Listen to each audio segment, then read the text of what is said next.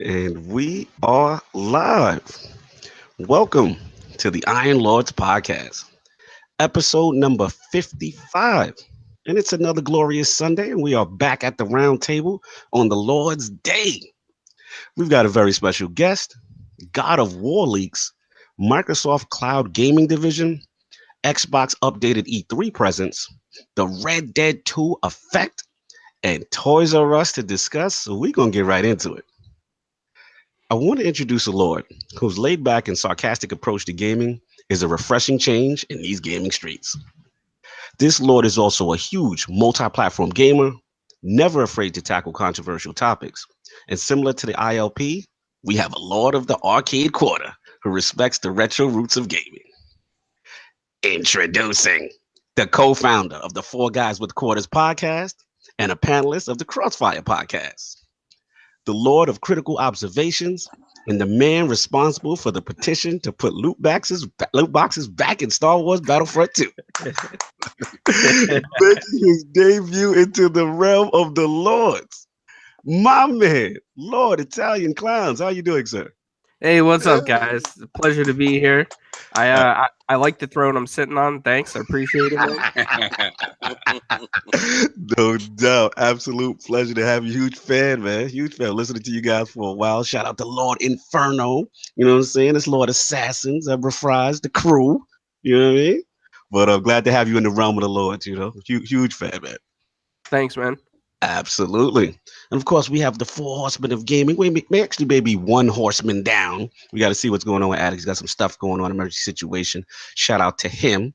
But of course, we have our most technical gaming lord, the solo gamer who lives for the single player selfish experience. And also the Softstradamus, Mr. Offline Profile Illuminati himself. My man, Lord Sovereign. How we doing, sir? Doing fantastic, man. Good to be here. Good to be here. Good to be feeling 100%. You know? That voice sounds great, sir. You sound great. I want to address something real quick because King and I got into it a little bit playfully, like we always do. But he was about how I'm offline Illuminati. And I've never, you know what? And the thing is, I don't think I've ever publicly addressed it. Yeah. But this is it for me. Talk to me. I think as excited as we all were when Halo 2 dropped years ago, right? Mm-hmm. I think that night, a little piece of me died. No, you're going to have to explain yourself, Lord. Watch this. Yo, watch this. This is good. This is good. Talk to me. You know what it is? Break it down. Because for me, that's essentially when the Saturday night at Cognito's house ended. I see where you're going. For me, that interaction with my friends is what, especially and let's keep it even more real. Mm-hmm. That was the time in my life when the home situation was not the greatest. Right. That was my escape. Like I was there with you guys and I could just forget about everything else. And then when it became everything online, it was just like, you know what? Damn, man, it's not the same. Like it's just not the same. So for me, I never came back from that. Like now I'm in a great pace in my life, but I got to a point where it's like I'm so used to it. And I don't like, so he gets on my back because I don't be online. I don't play online with everybody else. And I'm always in the corner playing a single player. Profile invisible. So I'm gonna put out this lifeline right now. Let's go. We got A Way Out coming next week. Okay. I want to That's play that. Him. Let's do it, baby. Let's do it, baby. I'm buying it. I'm on it. We on it. You already know it. That's us. I knew that from day one. And I knew exactly where you were going with this whole joint. And you know what? I'm gonna say the same thing. I'm gonna reiterate that with you. In that situation, when that happened, everybody seemed to like spread out like water. Mm-hmm. Like before we was in a cup and somebody, broke the glass. Halo broke the glass. Yeah. And it just, everybody scattered into the winds. And people don't understand what this Sunday means. Like this Sunday means we're giving you a peek. And this is just a small group of us. Like really, our group is very vast with very different personalities that made everything come together to a point that if you think this podcast is fun with the 3 of us, if you can imagine 16 of us. Yeah, clowns. It was crazy clowns. Like it was bananas. That's like a world record, right? Get 16. Yeah, shout out to Mama. No. Shout out to his mom. She dealt with his a lot. Mom dealt with 16 young men in the house. Clown, this is how we used to do it, man. Like when it came to Halo 1 and we were linking up systems, we had 4 Xboxes with 4 controllers apiece with the Linksys router in the middle. We had people on TVs. We had 4 TVs in different parts because Cognito had like a little mini suite, so we could all spread out a little bit. We different had people rooms in the closet over here. We had people by the steps over here. So you can't TV watch. No TV watch. Then, whoever didn't perform well had the little 13-inch bubble face TV. Oh yeah, the bubble face in the closet. You had to go in the closet by yourself. Yeah, whenever you took the L, you took the tiny TV. What happened if somebody tripped over the wire? I know. Oh no! Oh, we never. Yeah. Thankfully, it wasn't in a heated match. The 25-foot Ethernet Cat 5. You know what I'm saying? We spend bread for this. Yeah. Like we really did. But let me get my intro, and then we can go on to this game. And of course, we have the Excess Gamer. Ooh. The Lord of Combat Sports, who is a man of his convictions, demands nothing less than that premium experience, and is the Tiki Torch Extinguisher. Ooh. Beloved Lord King, how you doing, sir? I am doing fantastic this Sunday, and I'm gonna let you know a couple of things, people. We're doing things different today. Today we're gonna do things a little bit different. I have to take a step back because the other day I woke up to 100 tweets that I was in mentions in, and I had to go down these tweets to figure out why grown men were in their feelings. Oh, here we go. Why grown men felt the need to express themselves in this manner. Now, we had combat sports last night, but today we're going to do a little bit different combat sports. We're going to do feelings combat sports. This is Sunday, and being the disciple of the sun god Ra, sun is going to shine on your back today. I'm going to warm you up, and I'm going to give you a hug because we have a lot of broken individuals out here that are in their feelings with certain things. And let me tell you something. When we do podcasts, if you do a podcast, I may not agree with your content. I may not know your content. But being that you're a fellow podcaster, I embrace you with a handshake and a hug. We are brothers. We are in the same struggle at all times. Preach. We are looking for the same likes and the same viewers, and we want our word to be heard. At no point in time do I have prejudices against any podcaster. If I don't agree with your content, I just don't view your content, but I support you wholeheartedly because it is a struggle. It takes everything in you to get up and to do it and to talk and to be heard. Absolutely. Everybody wants to be heard. Everybody has an opinion, and we should respect that opinion. Woo! Now, church. On to the games. I want you to close your mind off from the noise outside. And I want you to remember that first time you picked up the game. That love we all share. That love that's inside of every last one of us. I'm inside of you. That's why I embrace you and I hug you and I call you brother. Because we both fell in love with the same mistress. Testify. We chase her all the time. Her or him, depending on your situation. We chase it.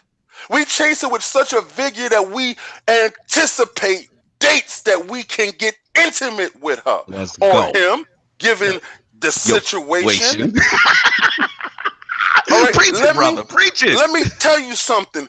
Close your eyes and remember, if you can go back far enough, when you walked in an arcade, and that was your video game experience. That was your taste. That was your love. You walked to the arcade. There was no box that controlled your world. You wasn't bound to some piece of plastic.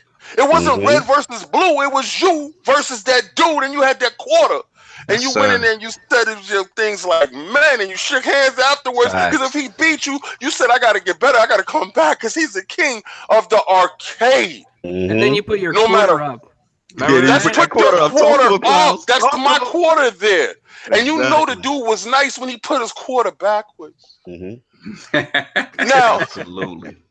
I want you to remember when games came out, you brought the best version. I brought Street Fighter 5 times. The turbo version, the version.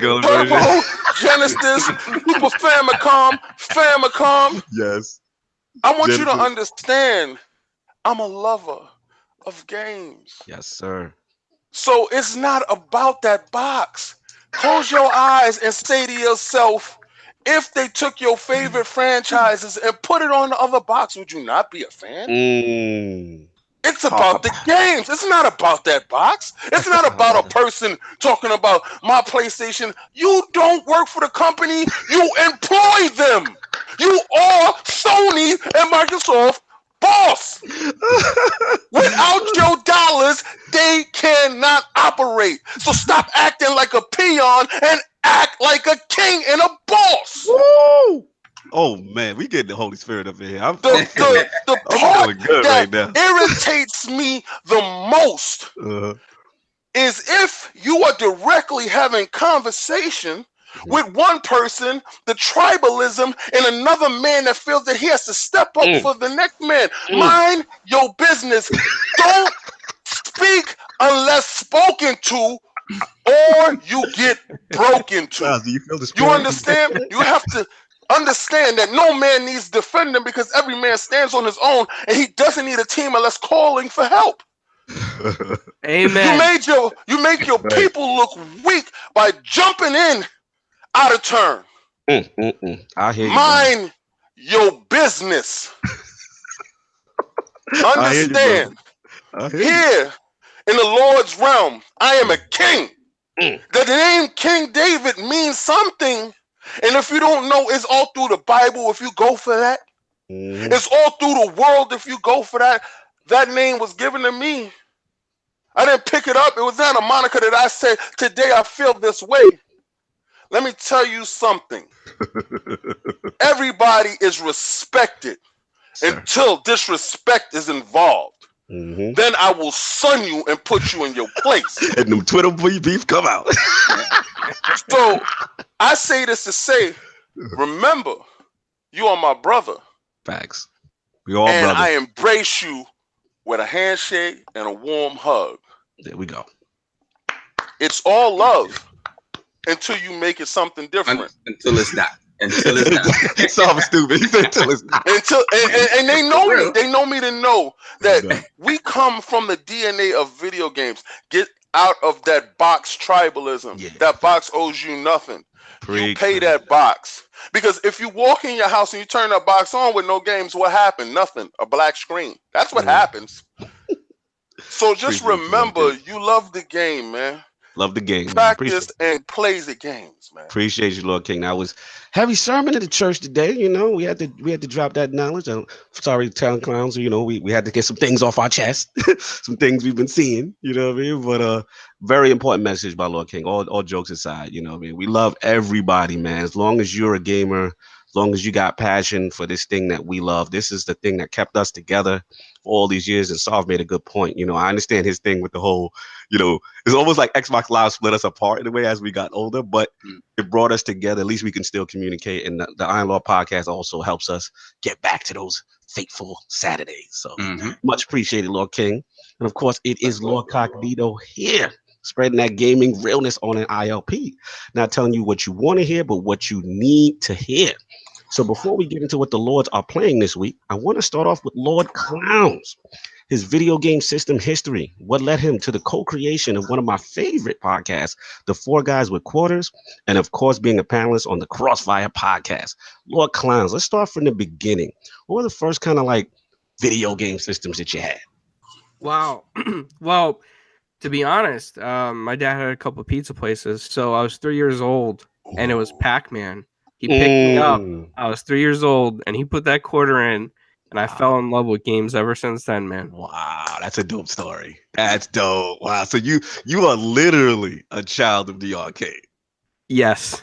That is beautiful. It's a beautiful thing. Salute your father. Salute, Papa Clownz. That's amazing. Okay. Thanks, man. No doubt, no doubt. So where did we go on? So as that infatuation, that love started, was you just you stuck in the arcade for a while, and then where was the first like console that you had? At home, my mom then got me into ColecoVision. We had a ColecoVision. We had the Sears version of the Atari 2600. I think it was called like the Telegram or something. Telegames, it was called. Yeah, what's the Sears version? I didn't know about this. Tell me about the Sears version. It's just basically the 2600, but it's like a knockoff. It looks the same and it plays all the same games. So it worked. Okay, it worked. It was the telegame version. It was just Sears telegames. Yeah, it was licensed by them. Yeah. I never knew this. I'm learning. There was a knockoff 26. Well, it wasn't. I mean, it was official. It wasn't knockoff. It was because it was licensed. It was like the 3DO. Oh, so like they had the Gold Star version. Okay, yeah. So it was licensed by Atari. Atari knew. Yes. Okay, I guess we'll make sure they was. Well, Atari was more okay. Remember, Sears had their own their own catalog and stuff like that, right? Mm-hmm. And Atari joint was more popular, so Sears was gave them bread to sell their joint, and people used their credit cards. Remember, you was able to get a line of credit with Sears to get yourself. Yeah. There you go. Yep. Got you. All right, continue, Lord Clown. And then from there, my dad came home one day, and it was on the release day of the Nintendo Entertainment System. He brought home the NES, and we actually had like the separate Duck Hunt and the separate, Super Mario Brothers. It wasn't combined in one cartridge. Mm-hmm. And then he bought Gyromite, and I'll never forget that. I stayed up like 12 hours that night just playing that. Nice Gyromite. I remember that. That was one of the thing with the pins and stuff used to go up and down. That one was it? That one? Yeah, like that robot that would pick up. Yeah. Wait, you had Rob? Yeah, Rob. Yeah. Wow. Yeah, Rob, baby. You know what's crazy? I never knew anybody that had Rob. I think maybe did Lord High have Rob? Did he have it? Yeah, Rob. High had Rob. You know why? Because that was the big box. That was the $200 box. That was the if you was in it to win it box. Came with the light gun and a boy. Yeah, man. Okay, he was big balling back then. His father owned pizza shops. The hell out of here. Continue, look. So NES. That was the next one. Yeah. So what you graduate from them? Wow. Well, my friend had the Sega Master System, and I skipped over that one because my dad was like, "Oh no, not Sega. You want to go with Nintendo? You got to get the Nintendo." Right. Podcast over. He's not a Sega kid. So I missed the Master System, but I really liked the Sega Master System because the Alex kid.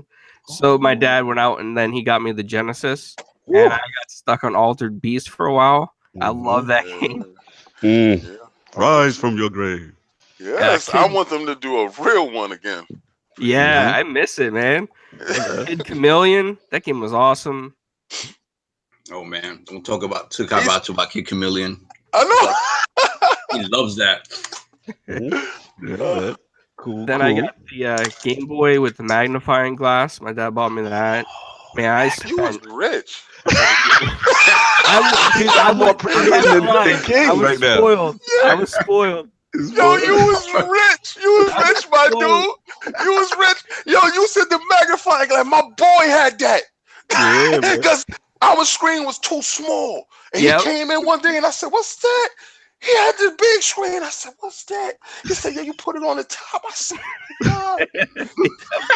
I know, but it was like an invention, a genius invention. Yes. Unbelievable. Continue, Lord Glass. Then I got the Super Nintendo on launch day as well. Okay. And then my dad bought me those, turbo controllers so I could cheat in Street Fighter against my friends. I just put on the turbo button, That was great. And then from there, man, I never missed like any system that came out. I got the Jaguar, I got the 3DO, the Atari Jag. You had Cybermorph at launch. Yeah, you that? Okay, I gotta respect it. I had TurboGrafx 16. There we go. Now me and you in the building together right there, baby. I love that system. It was my all-time favorite failed system. Absolutely, it was so good. Yeah, like they was talking the other day, and they said, what was the best soundtrack for video games? Not too many people knew about Lords of Thunder and Gates of Thunder, and I thought they had the best video game soundtrack. And if you go in there and you play those games to this day, I swear that soundtrack, it was heavy rock metal, but man, it fit the game perfect. And I get sorry, baby. That's all right, man. And then my first RPG was Dungeon Explorer on that. There was a lot of Dungeon Explorer going there. Oh my lord! That's like my in the cut turbo game. Yes. And you know what was dope about that game, Clownz?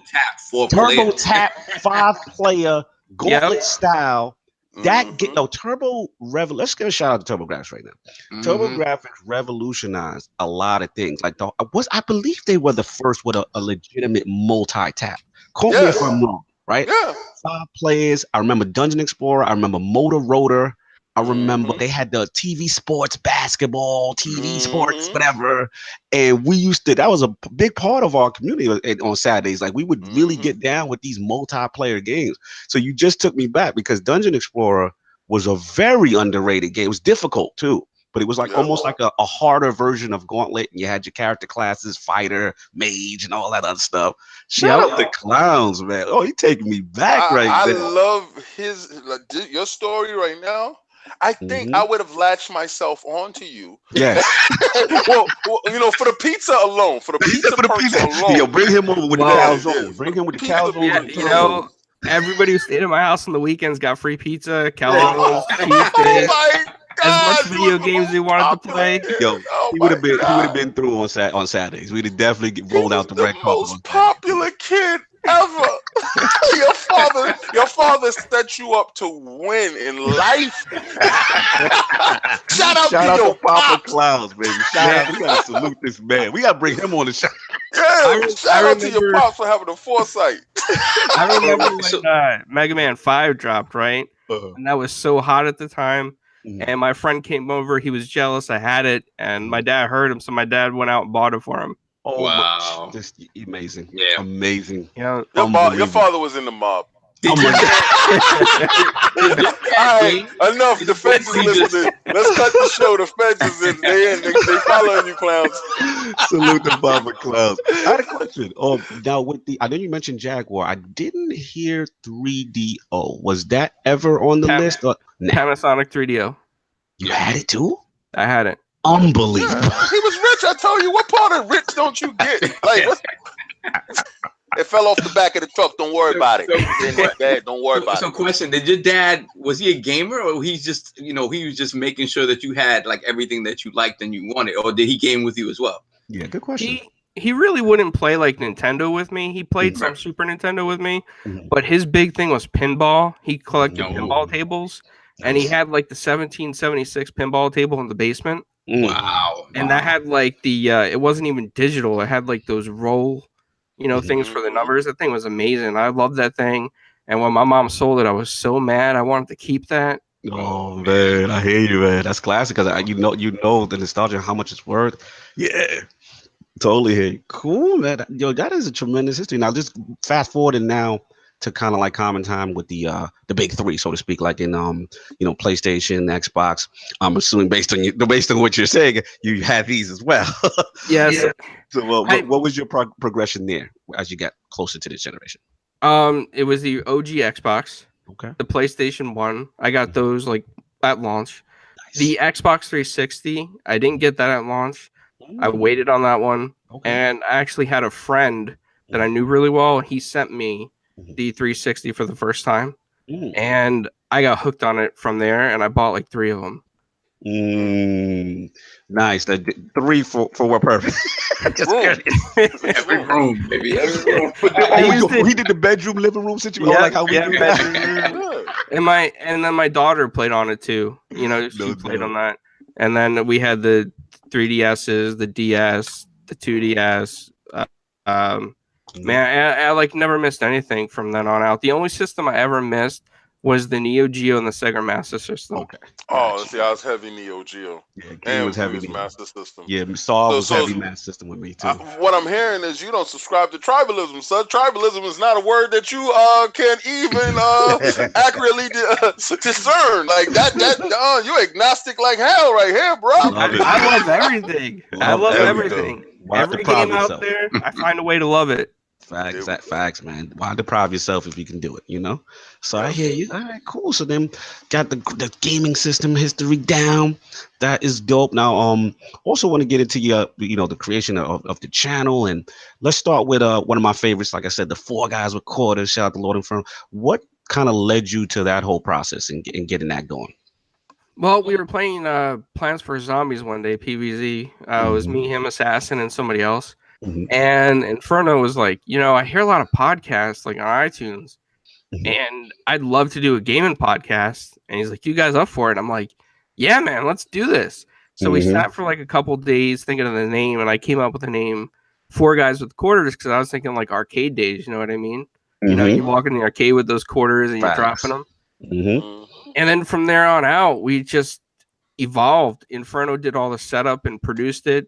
And I always try to get the guests on. Nice. And Assassin did most of our reviews. The original guy that we had with us left us to play Destiny. I'm sorry. Destiny. Didn't mean to laugh. Sorry. And then we picked up Zebra Fries. Nice. Unfortunately, she's got some stuff going on, so she's going to retire from the scene for a little bit. And now we're 3 Guys with Quarters. Nice. So 3 Guys. So still, man, awesome show. Like I say, huge fan, very knowledgeable. I really, advise everyone that's in the chat, please sub to these guys. They put out very high quality content. It's intelligent, and it's just really cool, man. I love watching your show. Always try to catch as much as I can. And then what led you to? I saw you also a panelist of the CrossFire podcast. So what led you to that podcast? Well, I was on Twitter, of course, like everybody else is these days. And I was seeing like Tim Dog talk back and forth with Mooch, and Mooch talk back and forth with like, other people, Mike Ybarra. And I was like, Inferno, we should have a presence on Twitter and start getting involved with everyone on Twitter. I was like, yep, great idea. As soon as we did that, next thing I know, I'm on CrossFire and Inferno's on TXR. Nice. Oh, shout out to TXR, man. Yeah, man. 2 big podcasts in the community. Definitely listen as much as I can. Definitely miss TXR, man. We're gonna hopefully have one of the TXR vets on next week. We'll see. Fingers crossed. I don't want to jinx it. But that's cool, man. Very, very cool history. Love that. So what I want to ask you is a question I've been asking a lot of our guests recently. So we want to get into the top 5 Italian Clownz video game franchises, your personal top 5. Let's go.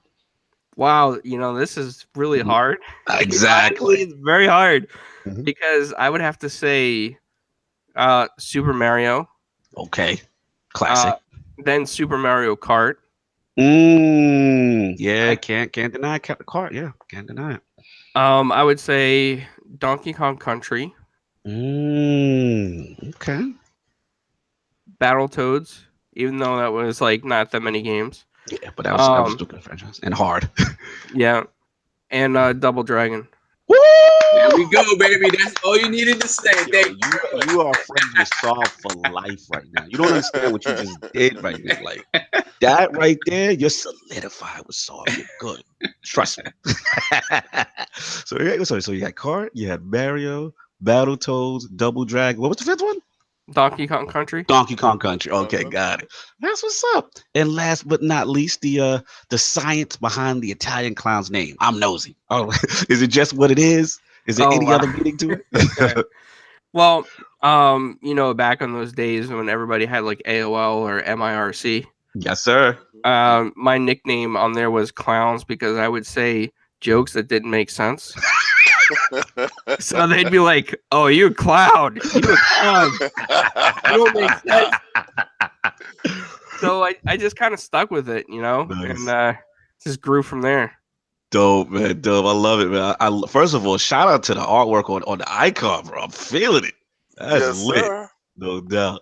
All right, that's what's up. So we're gonna get into what the Lords are playing this week, and we bring it right back to Lord Clownz. What have you been playing this week? What you been touching? What game? Wow. Lately I've been playing Fortnite because I got the battle pass and it kind of hooked me into the tiers and the progression. So I'm just stuck on Fortnite for a bit. Nice, getting your Fortnite on, building, progressing, getting your suits out, unlocking stuff. Yep. Nice. That's what's up, Lord Sir. What have you been playing this week, man? On Xbox, I had to go back to State of Decay, man. When that State of Decay footage got me hyped, and I never played Breakdown, like the 2 edition Lifeline and Breakdown. I never really played. I just played the base game. So I think I'm playing Breakdown right now, the one with the military, where you play the military personnel. So man, just getting back into that, man. I'm so amped for State of Decay 2. If you guys haven't been watching, like IGN finally, I was gonna ask you because I missed the second IGN footage. Can you give me a break? Did they break down the base building? They broke down the base building, all the stuff that we talked about last time that they needed to bring up and to kind of get people understanding what this game is really about. Yeah, they broke it down. They really broke it down. They broke down some single player gameplay as well. It just, again, everything that they promised with that game, that it's just going to be bigger and more of what made that game great with the co-op aspect is there. It's there. Oh my Lord. It's fantastic. And then with all the God of War talk, I said, you know what? I got to install God of War 3 again. So I installed that yesterday. I never really finished God of War 3. I went through, I love 1 and 2, right? Okay. And on 3, I never got, after I got past the Gaia introduction and the beginning of that game, which is amazing. For whatever reason, I just fell off. And I said, you know what? Let me play some God of War 3, get ready for God of War, and so I could talk about the differences and whatnot. Right. I know why I fell off of it. Like the floaty nature of the gameplay, kind of, it's just one of those things. Like after a while, it just became button mashy. I felt like it was button mashy to me. I like the direction they're going in now, but it doesn't take away from the greatness of the old games. Like that intro to God of War 3 is off the hook. Like the grandeur is something crazy. So yeah, man, like just getting ready for God of War and State of Decay 2. No doubt. That's what's up, man. Lord King, what have you been touching this week? Well, shout out to Sovereign for let me blow your mind a little bit, because a lot of times I'm condensing my playlist for you, so it doesn't consist of just PUBG that you may think. Now, the only reason why PUBG gets so much love, because literally I have a squad of individuals that we rotate and we play. Squad? And in the chat, and the rule of the chat right now. What's up, baby? Yes. Everybody hit those likes in there, please. Yes, sir. Assassin's Creed Origin dropped a DLC. And it yanked me right back in the game, right back in the middle of the game, right back in the love of running around Egypt. So that's fantastic. I was playing that. I played me a little bit of Halo Wars 2. I was doing some Cuphead. God, that Cuphead is so hard. I jumped back at Recall because somebody had made a comment about Recall, and I always thought Recall was a very good game. A couple of people got me to play some Division. Did that. And also some of those indie games that popped up, I played that, and the Burnout Paradise Remastered and Super Lucky's Tale. Burnout Paradise Remastered. If you never played Burnout Paradise, or you're a fan of that genre of game, go out and buy it immediately. Immediately. If you have a 4K television or X, or even if you don't and you're super sampling, trust me, it is the essence of the game, prettier. It's the game, but they redid the assets and it's moving faster and it's like more of what you love. They made your best girlfriend prettier. I forgot to mention that last week. I bought like a 1-month trial of EA Access so I could get it the 10-hour just so I could see that. Because I hadn't played it really on the 360. I said, let me see what this is about. It's a pretty game. Like Forza 3 is still my heart, but this is its own thing, and it's hot. If you haven't played it, yeah, they need to bring it back. They need to bring Burnout back. Absolutely. So that was pretty much it, Lord Game. Yeah, that's it. No doubt, no doubt. Yeah, man. For me, I mean, I've been so busy, man. As you know, the Lords are prepping. We got PAX coming up. We got E3 coming up. So it's been real busy. I haven't gotten a chance to game as much. So it's just been exclusively XCOM 2 or The Chosen when I get a chance. So close. I defeated 2 Chosen. I got 1 more left. Love the mechanics of the game. Love how hard it is. Yeah, man, I should be finished with that hopefully by next week. I'm trying to get that done. Then I can start getting back into the backlog and knocking stuff out. And I will say this though, man, it's hard after playing XCOM, and I love rabbits, but it's hard to go back to rabbits. Because it's so deeper, you know what I mean? So it's like, yeah, so that's pretty much what's been going on with me. I'm definitely getting ready for State of Decay, like you know what I'm saying, Lord Soft said. And then obviously, you know, Sea of Thieves, got to get a little, you know, little pirate on, a little R, gotta get my R on, you know what I'm saying? Do that up. Big month, baby. Exactly. So that's what we got. Shout out to GoPro. Oh yeah, here, baby. So let's get into these topics of the poll. So yeah, last week's poll results are in, and the people have spoken to the question: with the recent return of Microsoft's Inside Xbox show, how satisfied are we with the format and direction of the show? The winner at 42% in a 4-way poll was the show is way too long group. They need to copy the Nintendo Switch Direct format. So coming in at second at 33% was the Relax, It's a Fine Debut group. Third place at 13% was the Need to Copy the Presentation of Sony group.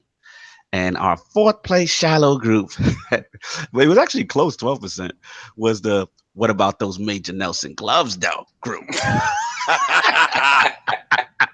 So what do the Lords think about it? Everybody wants it. They say the show is too long. Lord Clownz, what do you feel about the whole Inside Xbox, you know, presentation? I don't know. I think it's good that they're trying to do something for the fans, show them that, you know, we're still here, we're not going anywhere. I didn't watch the whole thing because I just don't like long things. That's just my thing. But you know, I think they did a great job. The message is out there, and that's what it's for. Absolutely. Any of your Lords want to chime in before we move on? Yeah, I mean, I don't think the length by itself isn't the problem. It's just the content in there. Like, I don't need all of that, you know, back and forth, you know, Dr. Phil, you know. Dr. Phil. I just give me announcements, give me games, like do something concise. If that means that concise means short, fine. So you're not feeling Larry come out with them gloves every system product SKU. No, I don't need all that. I don't need all that. And I like Larry for what for certain things that he does. Certain things I can get the old not cool uncle vibe. I take that. But there's things about Larry that I like as well. But you know, the white glove thing, whatever. Like, not so much. Bananas, same thing. Like whatever. Like. You wasn't about that. All right, that's what we got. So yeah, we got our hot off the presses segment. We're gonna jump off right now. Looks like a raven from the gaming lords have been sent to the round. So God of War gameplay leaks, y'all. So have we seen it? If we've seen it, our impressions. Lord Clownz, have you got a chance to see this leak of footage or no? I haven't seen it, but you know, to be honest, it's just because I was never into the God of War series. That was just me. Gotcha. Yeah, so I was like, oh, I'll skip it. So you have no interest of picking up the new one from what you've seen even previous? Correct. Yeah. Oh wow! You know the fanboy is coming for you.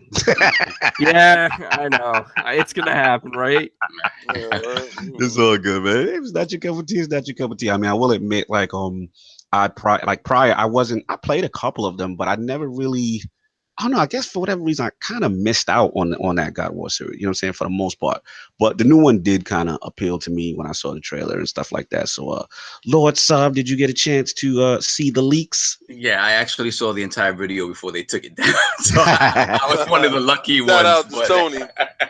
Yeah, Corey Barlog just shut that down quick. Early. So, yeah, so going back to what I said about God of War 3, like I realized why I fell off of it. And for me, it was more the combat thing. The combat felt floaty. and sort of button mash you after a while. And I know there is technique to it, but in the middle of battle with all this stuff happening, it just became easy to sort of just mash, square and triangle, and grab it. And you're always going to see something cool. Right.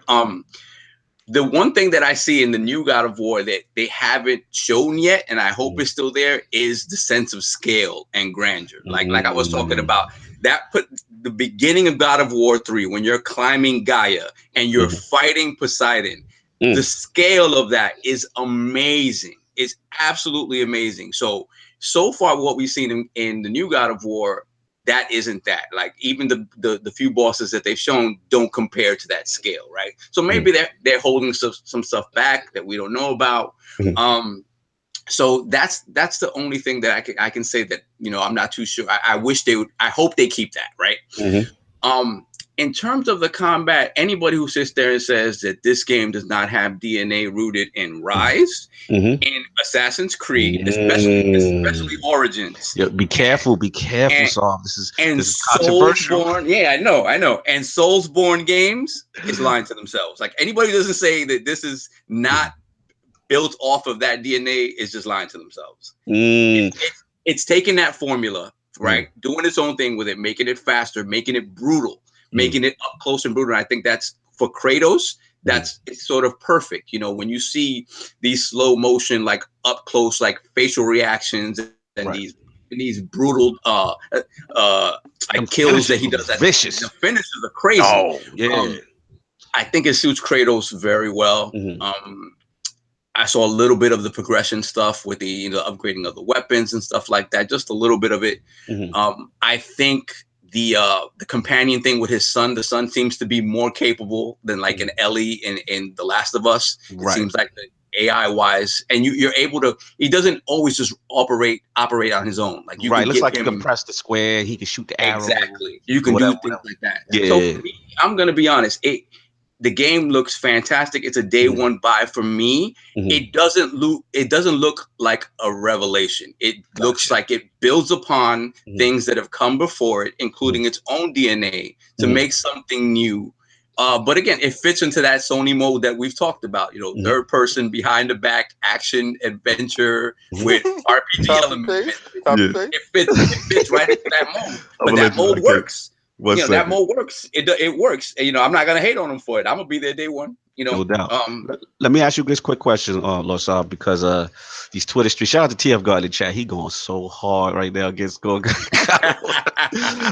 My question to you is: there's some pushback in these Twitter streets. When you said the Rise thing, there's a lot of people that get angry when they say how dare you compare it to Rise? At 84. When you look, okay, yeah, I'll let you say. Then the last question, besides you go at the Rise thing, and the second thing is there's a group of gamers that are saying, hey, this looks boring to me. So what do you say to those people who, like I said, is making Rise comparisons or says that from what they see, they look boring? First, the Rise comparisons, again, you're lying to yourself if you don't look at those two games side by side and see certain comparisons. Yes, there were things about Rise that were simplistic, that whole color coordinated thing. After a while, like after the first stage and a half, you saw most of the kill animations and stuff. Like it was, but the brutality of it you always felt because you were up close and personal. You saw decapitations, you saw amputations up close and personal. You saw the facial expressions on Marius's face and the people he was killing, and that it made it that much more brutal. God of War, where would it get that from? Where would it get? What other game does that up close and personal like that?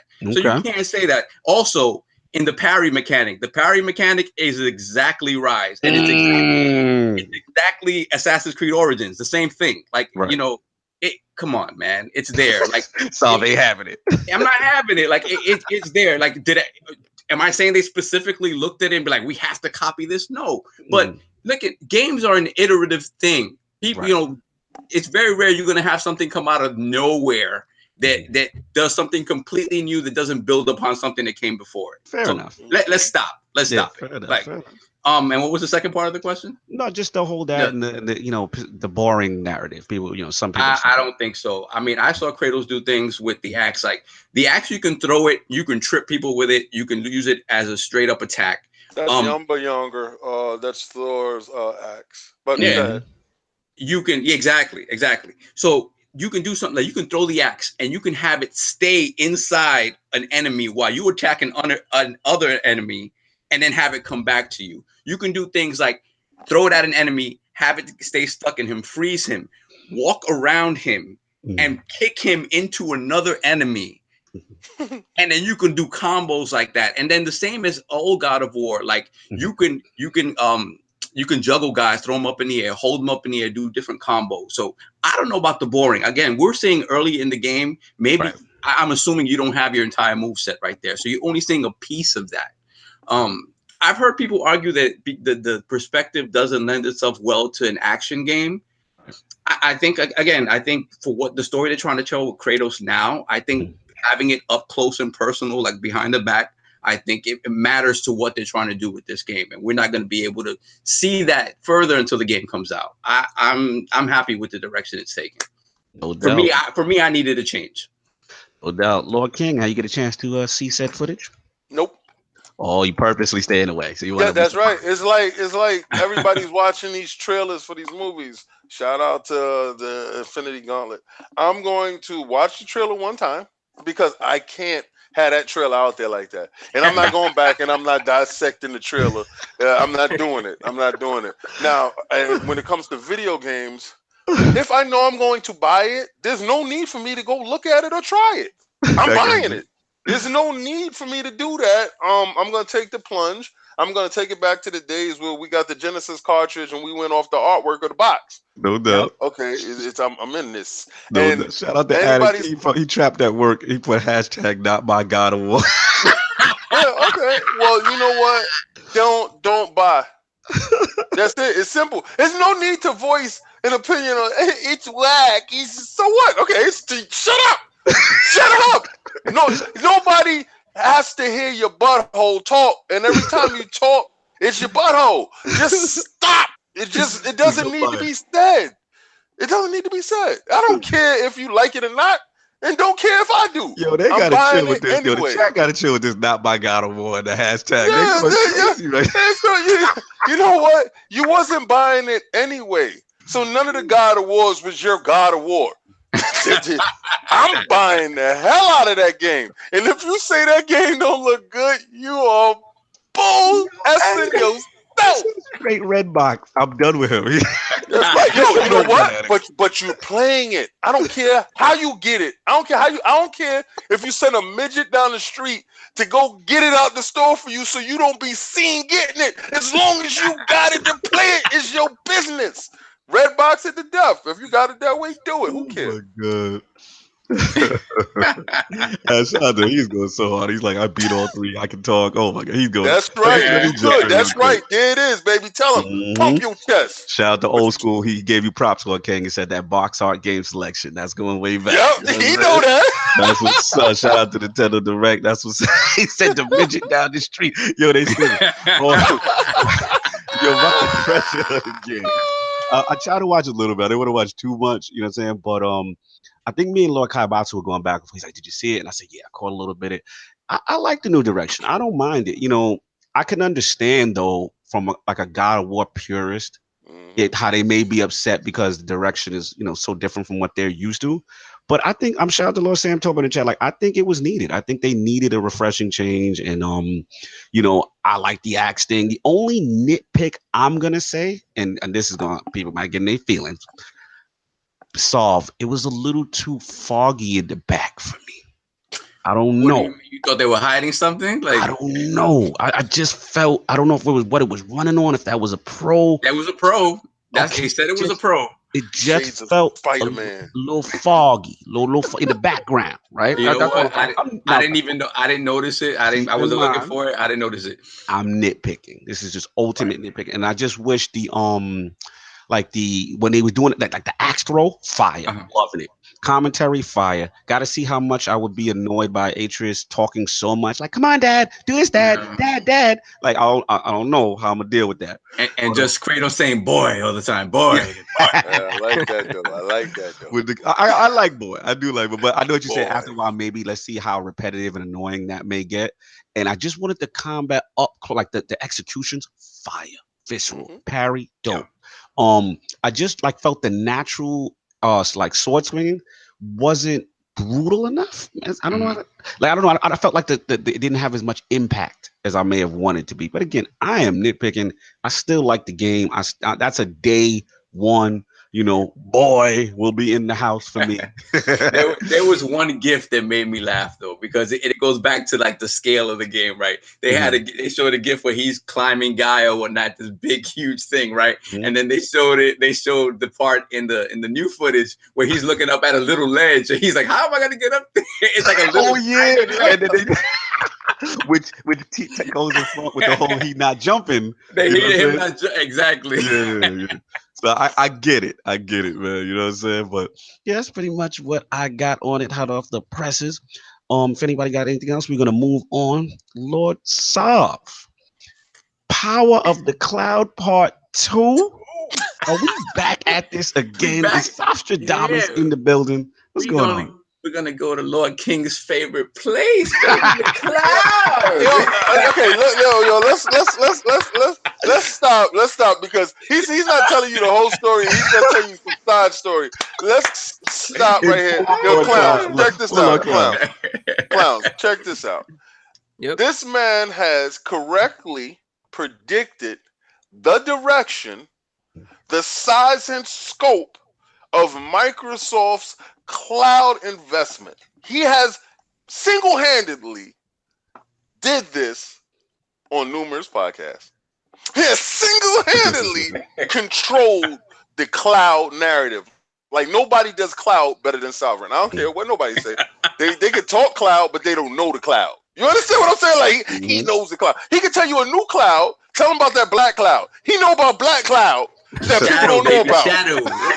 He knows about black cloud. You understand what I'm saying? Like all I know is one cloud. I don't even know how the cloud works. But this man is back here. This is to gloat. This is when Barry Bonds stepped up to the home run. He hit a home run. Remember when Barry Bonds smacked it out of the park? You knew it was going anyway, and it was over there. And he stood there.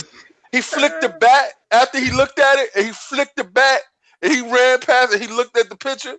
He's looking at the picture. He's looking at the picture right now. Somebody beam this man. There we go. He's going to give you the full story. Somebody beam him. Beam this man. He doesn't like me calling my shot. That's what.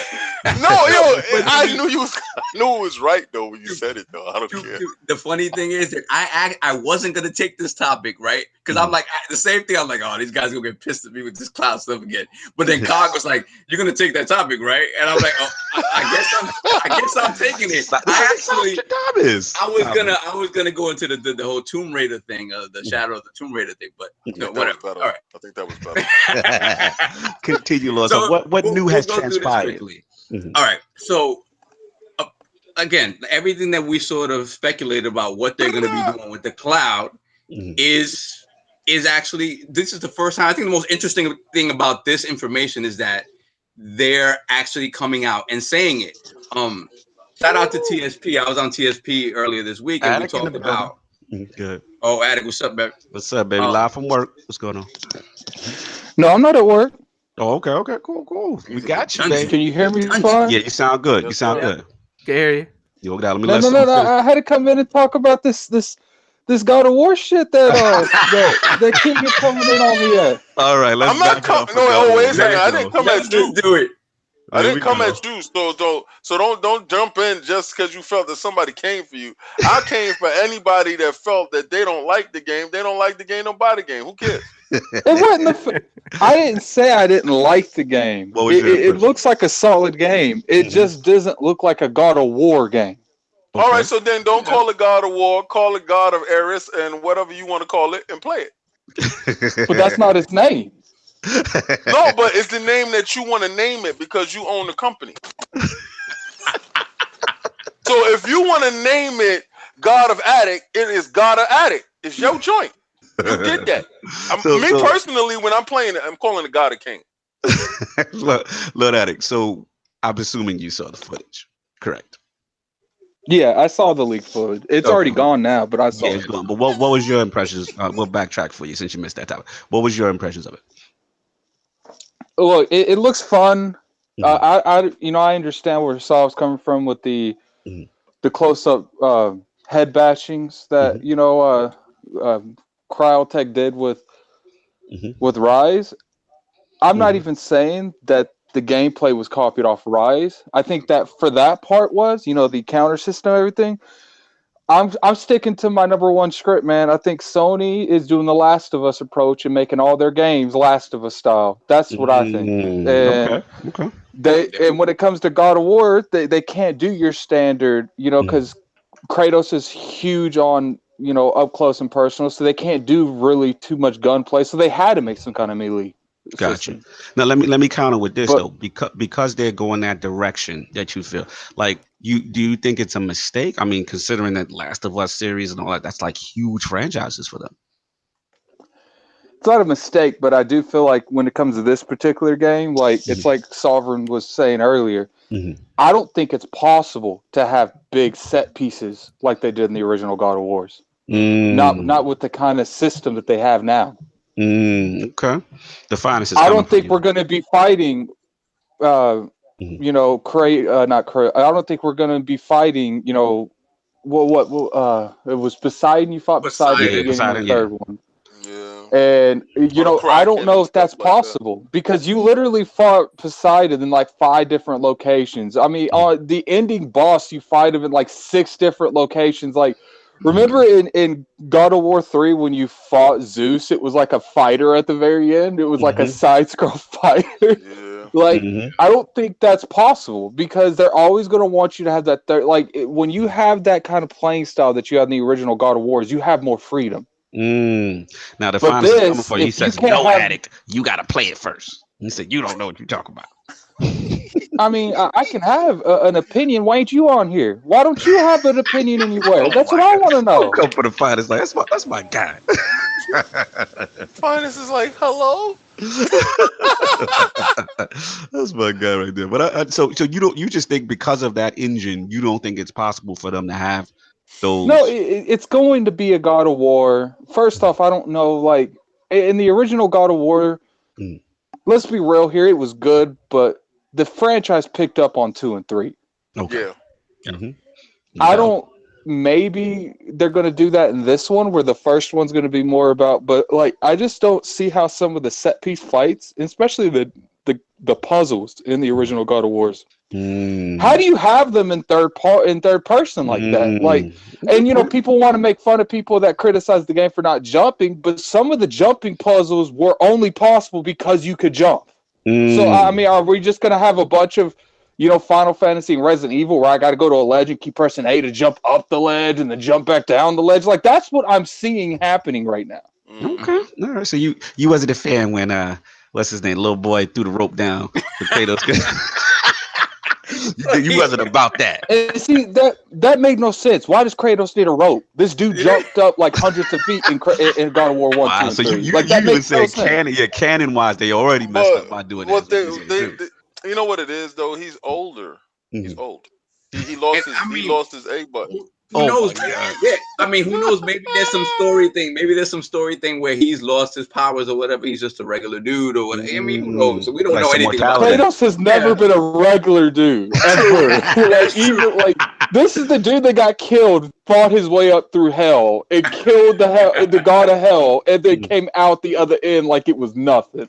Yeah, we gotta see. But that's a good point Addict got though. Like, how do they narratively explain that he can't do that? Or you could take a different look on it. That the game is so epic they had to limit his jumps. And he could they had to limit his jumps. Okay, they had to limit his jumps, but he has to punch the same dude 5 times to kill him. Okay, got you. I tried, man. We're beating this topic to death. Let's get back to Lord Soft with the what's going on with Microsoft. What's the latest? Back to the cloud, baby. Really quickly, like again, this is the coolest stuff about this information, right? At a pre-GDC conference, they finally announced that they have an actual cloud gaming division dedicated to moving the Xbox brand beyond consoles in the future, right? And the most interesting thing about this is they finally acknowledged it themselves. Everything we talked about the cloud and what they're doing is speculation on our part. It's always been. Right. You never had Phil Spencer or anybody come out and be like, yeah, I mean, they've talked about the cloud in respect to like offloading, CPU intensive stuff in Sea of Thieves and Crackdown. But again, it's become something of a joke because we haven't seen it really. Like Crackdown, hopefully, is going to be at E3, and hopefully all that multiplayer stuff is intact, and we can actually see this stuff at work. We're seeing it at work in some ways with stuff with Sea of Thieves and like the water physics and stuff like that.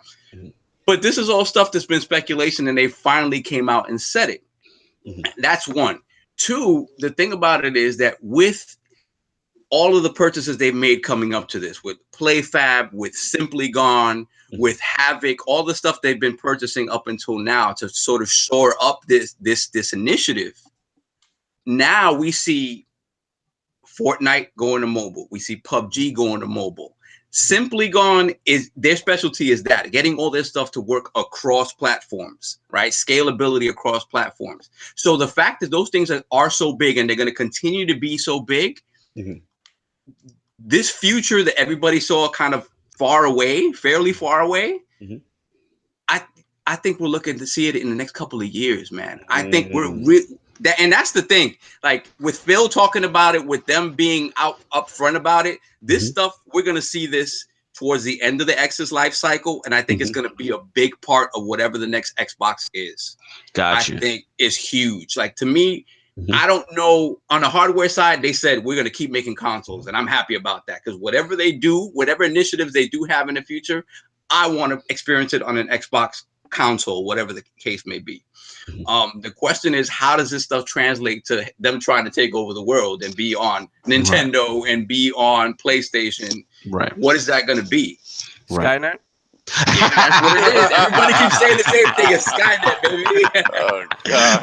Let's get Clownz in here, man. So now that we've got all this information's come out, it looks like Microsoft is doubling down on their cloud division. What is it? Satya. Actually, no, my boy Kareem Chowdhury. Kareem Chowdhury, who I met. Good dude. I believe he's the one in the trailer that was like, "It's a monster." It's a monster. Yeah, it's the monster guy. Like, but really cool guy, very intelligent. I think he's heading it. And according to him, he said that Phil kind of approached him and said that, they really want to get involved and double down in that space. We know about the them acquiring the Havoc, Simply Gone and PlayFab. PlayFab. So they made all these little bold kind of cloud gaming acquisitions and stuff like that. So now that you're hearing this kind of stuff, Clownz, like what do you think about it? Where do you think Microsoft's headed? Do you think it's a good idea? What's your overall feelings on it? Well, I predicted this about 4 years ago in Four Guys with Quarters, and Clownstradamus. Well, you see, it's just so much cheaper for corporations to do this because they can make diskless hardware, right, which would drop the cost. It gives them better DRM over their content. You're not. The question is, I hate to interrupt you for a second. Like, how much would it drop the cost though? Would it be worth that dropping cost? Like to have a backlash when it comes to diskless media? They're gearing us up towards that way now. I don't know if there will be a backlash. There might be because there's still some people that like physical discs. So they could always make an add-on like Sega Genesis did with the Sega CD. That's a possibility. But if imagine producing in bulk, though, the discounts corporations would get, making this diskless. Okay. I feel what you're saying. And just like also in general, as far as like besides the diskless stuff, like what about like the whole, like we know Crackdown is a title that very important in reference to like in-game offloading stuff. Like, do you see that happening? Like stuff like how Crackdown is supposed supposedly be doing the multiplayer and the destruction and stuff like that. Yeah, I mean, I can see it. Okay. Everything in the cloud. Gotcha. All right. So this could be real, is what you're saying. Look, like this. Yeah, definitely. This is not a fable. This is because we've been hearing this talk before, right? And prior to that, it was like, yeah. Outside of Titanfall, we didn't really hear much of that. It's in the end, it's cheaper for corporations, and hopefully they'll pass that discount down to the consumer. No doubt. Lord King, let you jump in. They're not passing nothing down to us. Well, I mean, we can hope, right? That's the Ronald Reagan economics, trickle down economics. It's not happening. It never works. It might be falling off the back of a truck. You see, and I knew you would say that because a lot of your stuff came off. Oh my God! Yo, but I want you to understand this part, right? And this is you got to understand this part. When you're rich, you're not going out handing out money. You knew what it is to be poor, so you're holding on to that money as much as possible. All right, and you're trying to get more to ensure that you don't end up like the poor. So, to even consider the fact to think, this is why digital isn't a $9.99. This is why you can't get Super Lucky Tail instead of $29.99. It's $9.99. That would be awesome for you, right? That'll be them kicking you back something, right? Not gonna happen. It's always going to be the premium price. And I know you're saying the brick and mortar stores is the reason why it's like that. And when we go completely digital, we're going to kick these brick and mortar stores out of the way. Yeah. At the same $59.95, because they're going to tell you that, well, Monopoly. The development cost is this. Monopoly. Exactly. Microsoft has shown you, like Clownz said, they're moving in that direction. Like Sovereign said, this is the wave of the future. But they have to offset their costs with charging you like a premium dollar. Is that premium dollar $39.95? It could be. We could see a part where we lost a chunk of, let's say, $15. Is that given back? Could be. But then what was the price of the system to make? It's always going to weigh left or right. It's not in the benefit of the consumer. Even though Microsoft has shown they're a little bit more consumer friendly than others, don't get it wrong. They're in the business to make a buck, not lose a dollar. Absolutely. Let me ask you this, because Face 23 BKNY in the chat, as he says, he thinks Microsoft's going in this direction because they can't compete in traditional sense with Sony. So it's better to put their stuff on other platforms to get some of the stuff like Nintendo PC, Sony tablets. What do you guys feel about that? Because we're also hearing stuff in the streets like, could this mean they can't compete? What they say is that they sold 22 million in America. Sony sold 25 million in America. Their base is in Europe, the European base, because they got a foothold over there. They made strategic moves to get a foothold there before Microsoft launched in those countries. And Microsoft is traditionally weak in those countries. Stop with the tribalism. But this is not. This is the thing when you talk about Microsoft and Xbox, right? I mean, all Xbox fans, I think we have to acknowledge the fact that just the Xbox brand doesn't have the pull that PlayStation or Nintendo has on a global scale. Just because it doesn't have the pull doesn't mean it's not competing. No, but again, that's a good point. That's to us. People be acting like if Microsoft ain't tripling their sales, they're not competing at all. No, you're competing. Right. But you have to understand, that's what it means to us. But when they're in that boardroom, it has a totally different meaning, right? When you're in that boardroom and they said they made $4.5 billion in profit this year, I still don't understand that. What are you talking about? They always want more. They always want more. So if the boardroom is not happy with what's going on, why is Phil getting promoted in mass? Phil, listen. No, you just said boardroom. I'm telling you. Everything you say in the boardroom is disagreeing with you. If there was any truth whatsoever, right? If there was any truth whatsoever to Microsoft wanting to divest itself from Xbox, right? Phil went in there and said, "All right, I'm good. Let me keep making my consoles, and I'm gonna give you a way that we're gonna take over everything. We're gonna be everywhere." And they're like, "Okay," because that's what Microsoft cares about, right? No matter how well Xbox is doing, Microsoft cares about Microsoft's bottom line.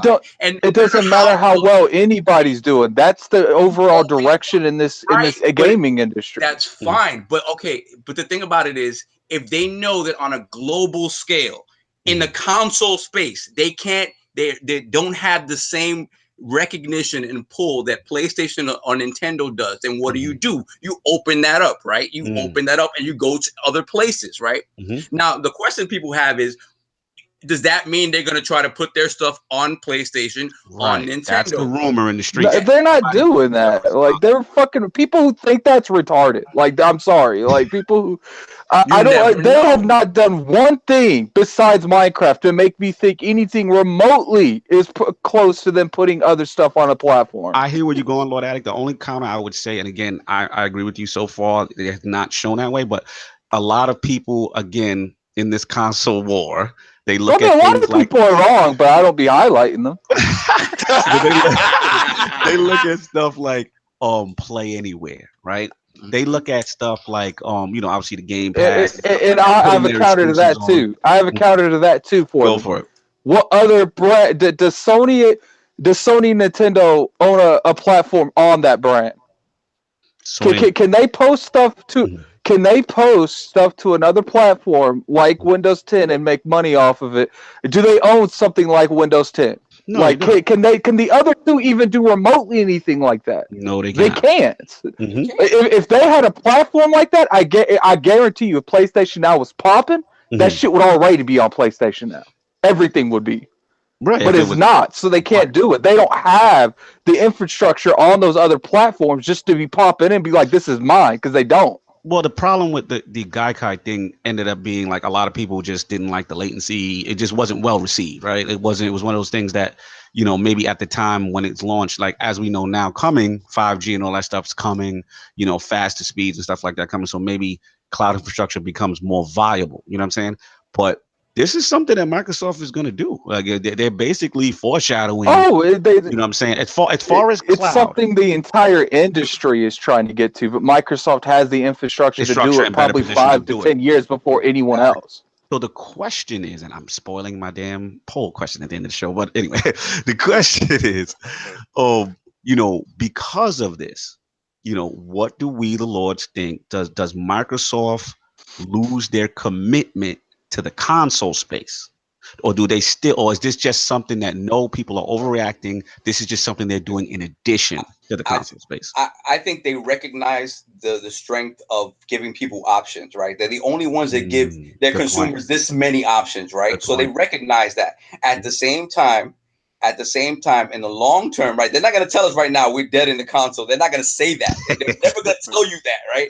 So in the long term, if they feel it's more profitable for them to be an app somewhere rather than invest in their own hardware, they're going to go back on this promise, and we're not going to see a console. I'm telling you, and it's going to be what Microsoft as a whole wants. Because the thing about it is, I agree with that. If at some point they decide, you know what, we need to be on these other platforms, forget about this. Because the thing is, Sony or PlayStation, neither one of them is going to agree to have an Xbox app or whatever on their platform with you still having your own hardware. They're not going to agree to that. They're not going to play ball there. They're going to even if they go to app, I highly doubt they'll go to another console. I just don't. Literally, like maybe if like I just don't see that happening. Like, because I'm telling you, like Sony is Microsoft.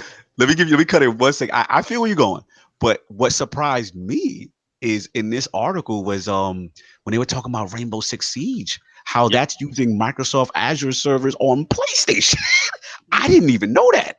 That kind of bugged me out right there. I was like, really? Well, that's something different than putting your exclusives on the console. No, I agree. Like that's just business. We're talking about services. That's probably a completely different service than the Xbox brand. Like, they have to contact Microsoft's Azure, whatever they're called. But I'm not trying to butcher it, but you get what I'm saying. Like, at the end of the day, like, there's just no way. Like, because let's be real here. Like, Microsoft will be like, well, we'll make more money, but what's going to eventually happen to 2 to 3 years after Microsoft goes apps? Sony and Nintendo are going to go. They were going to have the same conversation, but it's going to be services and not platforms. Got you, Lord Clownz. What do you feel? So how are you going to compete with the other platforms when you have your apps on their apps? That makes no sense. Windows 10 is everywhere. There you go. It's not competing. It's about winning another way. You're not going to compete directly anymore. That's the worry with this. They try to compete with Steam all the time. Like, I don't understand why you're saying they're not trying to compete. They're buying Steam. What are you talking about? They're not even there. Exactly. There you go. Hey, I mean, if you think about it, they're not. I am predicting that they're eventually going to buy Steam because it's the de facto for PC gaming. But Windows 10 is in almost every home, right? Everybody owns a computer, whether you're in Europe. And that's because that's their platform. Yep. Yeah, and that's not a Sony platform. But it makes sense to put on their. I get that, but that's. Let Clownz finish. And I think in the future, once people are more comfortable with Windows 10 being everywhere, Microsoft being everywhere, we could probably even see TVs with Windows 10 built in and an Xbox app. Yep. I mean, and that's the thing. That's what they're saying. Like it can happen because at the point where it becomes financially the smart thing to do rather than continuing to build your own stuff and you can have your hands in everywhere. That's what they want. That is the ultimate. The smart goal. things have been you could use that same logic right now. Why ain't they shit on there right now? Like that's the business move right now. Why haven't they done it? If that's the superior business move they have to do. Right. It's not there yet. It's not completely there. Think about it, right? If you have, let's say they do the Xbox app thing, right? And they still have their own hardware, right? But let's say only on Xbox can you actually download the games and play them locally. Everywhere else, though, it's off the cloud completely, right? There's no software download directly to that device, right? Now you're talking about a quality issue, right? You cannot have your name out there on another device with an inferior product than what you have at home, because at that point you're killing your name, right? So you have to get the tech to a point where it's the same across everything. And this is what they're starting to do with PUBG Online, with Fortnite Online, and having it across all of these different platforms. It's not there yet. They're talking about it because they know it's a concrete thing they're going to do. Right. It's not there yet, though. They're making the moves to put it in place and make everybody dependent on them. Yep. Interesting. And what about this whole narrative about the 2 billion gamers? You know what I'm saying? Like, across the board, and they wanting to reach in that space. So you think this is the play? Like, that's the play. Interesting. They want to be everywhere. They want to be everywhere because they know specifically in the console space on a worldwide scale, they cannot compete with the PlayStation or Nintendo name. It'll never be at that top. And as a Microsoft fan, as an Xbox fan, we have to acknowledge that. If we look at the 360 generation, right? The 360 was their chance to do it. And simply by the fact that PlayStation was able to come back at the end of that generation. That's a good point. And they had the year head start. That's a good point. It shows you that, like King has said in the past, right? Xbox is the brand that we have here. It's not the brand that a lot of people want it to be here. Like if you tell me right now, listen, I'm gonna put you in a time machine. I'm gonna take you back to 1999. In 1999, Sega doesn't fail and the Dreamcast is a success. But you have the option to have Microsoft jump into the gaming space. I'm gonna take Sega. I think in order for them to go third party like that, they would have to completely fail. And I mean, the way you think completely fail. Like they're like, we just can't do this. And I don't think that's going to be a point because they're always going to have that support, maybe from the American audience and some of the European audience. Like I don't think they'll get to the point where they need to go third party. But that's the thing. It's not a need thing. Again, it's about how much they're going to look at how much money they make here and how much money they make there, and they're going to go the route that makes them the most money. And again, if those decisions are dictated by Microsoft, my point is, then why? Never mind. I'm not going to. No, get off, Addict. I want you to get off because you're making. I'm good. No, don't give up. What you're saying is a lot of people that people are overreacting. Right. That this is something that they're just future proofing, but there is never a chance of them getting out of the console space because they're making money, they're successful, and it's an overreaction. You know what I'm saying? I think that's what kind of Addict is getting off if he doubled down on it. And I agree, except for the fact that they literally made like $4 billion in profit from the Xbox brand last gen. But they're going third party, man. They're doing so bad. No, nobody's saying they're going third party. Saying that. I'm not saying that. I'm saying because I want them to continue in the console space, and they said as much that they're going to continue that. I'm just saying in the long term. If it becomes viable to deliver the same experiences, quality experiences, as you would get locally everywhere else, but that can literally be with any brand. Like Sony could literally have the same thought process when they go app. Everyone can have the same thought process. No, but like you said, they have the infrastructure to do said plan. That's what I said. Like we're in agreement. We're all in agreement. If you really look at what we're saying, I'm just saying that thought process could be used on all of the platform owners, not just Microsoft. Right, but all of the platform owners are not in the position of Microsoft to actually make that a reality. They don't have the infrastructure to make that a reality. We've seen with Sony what happened with the Black Eye thing. They didn't. If anything, they would come to Microsoft for that infrastructure. If anything, they would come to them for that for that expertise. Lord King, we've been cutting you out. What you feeling on this? You haven't been cutting me out. I've been agreeing, checking us, man, letting us know that we can get a calm down. I've been agreeing with everything both of you have been saying. I've been agreeing with Clownz. I've been agreeing with Sovereign, and I've been agreeing with Addict. We're at a fork in the road where if they're hedging their bets, and they showed you where they're hedging their bets into this cloud. Now, where does that cloud take us? Everybody is so mystified by where it's going to take us. It's going to take us to where they want to be. They want to be the next Netflix. They want to be the next app. They want to be formless like water. You understand? That way, it can go anywhere at any time. When you pick up your phone and you have the same exact experience on your $800, $900 phone that is more than your Xbox, price-wise. There is... Go for that. True. Let Addict get in.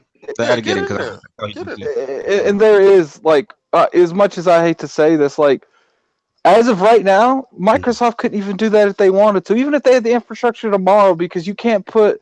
First off, I don't think something like Game Pass in the long run is going to be something that's going to be around, because I guarantee you in the next 5 years, all of these third parties that are supporting Game Pass are going to pull out of supporting Game Pass because they're going to make their own Game Pass. That's a bold one.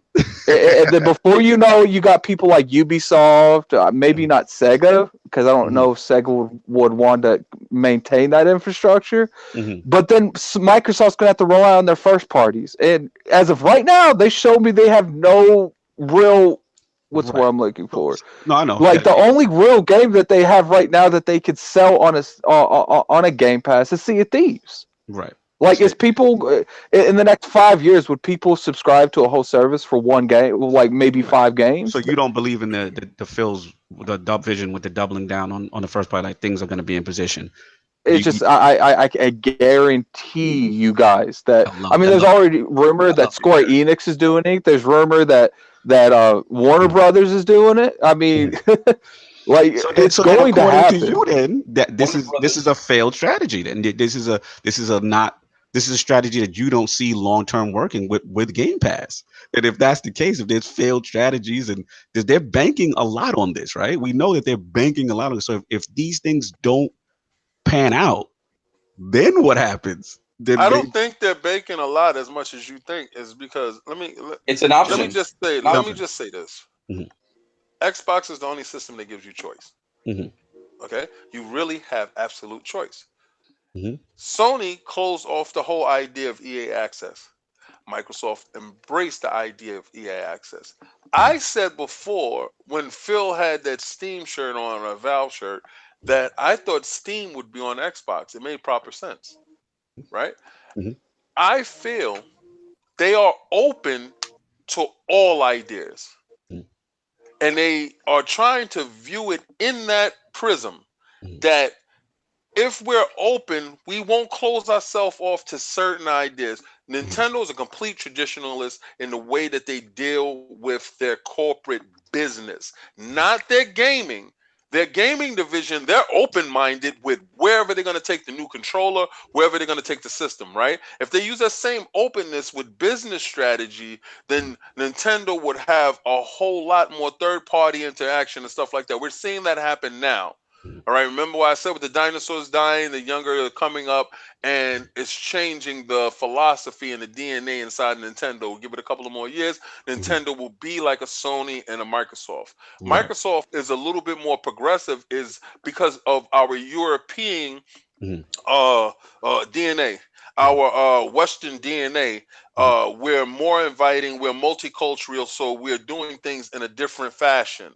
All right. Sony is a traditional Japanese company, whereas fundamentally they're sound in this, they do hardware and they're adding the games. So when Sovereign says stuff at cut and paste, they see a formula that works, they're going to work with that. Right. When Addict says God of War looks like The Last of Us type of thing, this is what they do because they know it's successful. Right. Okay? Microsoft will branch out and try to do unconventional things. Sometimes it fails, sometimes it doesn't, sometimes it succeeds. But we have to embrace that they all will be apps. PlayStation tried it with that Now app because every television from Sony launched with it. Actually, all right, just like Clownz said, it launched on every television. Microsoft doesn't have a television division. If it did, it would have Game Pass. So know that they want to get to that space. They will have to partner with a Samsung like they partnered in the past or a big brand to bring that to you. But don't think for one instant that they don't want to be the next Netflix or next Amazon. Yeah. That's where the bucks is at. Preach, man. Preach, man. I agree with you. Shout out to Samuel Tolbert in the chat. Shout out to TF God, in reference to what we were talking about earlier, what Alec was talking about. Their feeling is that the market can't support, 100 different subscription services like a Game Pass. Yeah. And Sam Tolbert made a good point. He was just like, that's why Warner Brothers actually joined with EA Origin Access. So that is true. Financially, it might not be in place for that. The last point I just want to jump into, because I know this is a great topic, y'all. This actually, C King, it was a good topic. No, it's always a good topic. I don't ever disrespect his knowledge when it comes to things that I don't know. Yeah. I don't know it. So when he knows it and he puts it out there, that's my brother, and I'm rocking with him. I just we beat the hell out of it, and nobody does it better than he does. But to be honest, this is the most in-depth conversation we've had about this. We've had about it. Because you know what? Remember when I tweeted it out? I said we got confirmation. So now your ass is staring at the ball. Leave the park as you flick your bat and you staring down the picture. Somebody beam this man. Baby. But I want to jump in real quick. Yeah, man. I mean, this is really good. I mean, notice I did baseball for you, Sovereign. Shout out to Addict making some good points, man. Also, too. But I wanted to get with this because the Verge article and the Game Industry Biz article, when they were talking about that whole 2 billion, and by 2020, that's how Microsoft, envisions how many people playing video game, and they want to reach them all. They think the parameters are changing.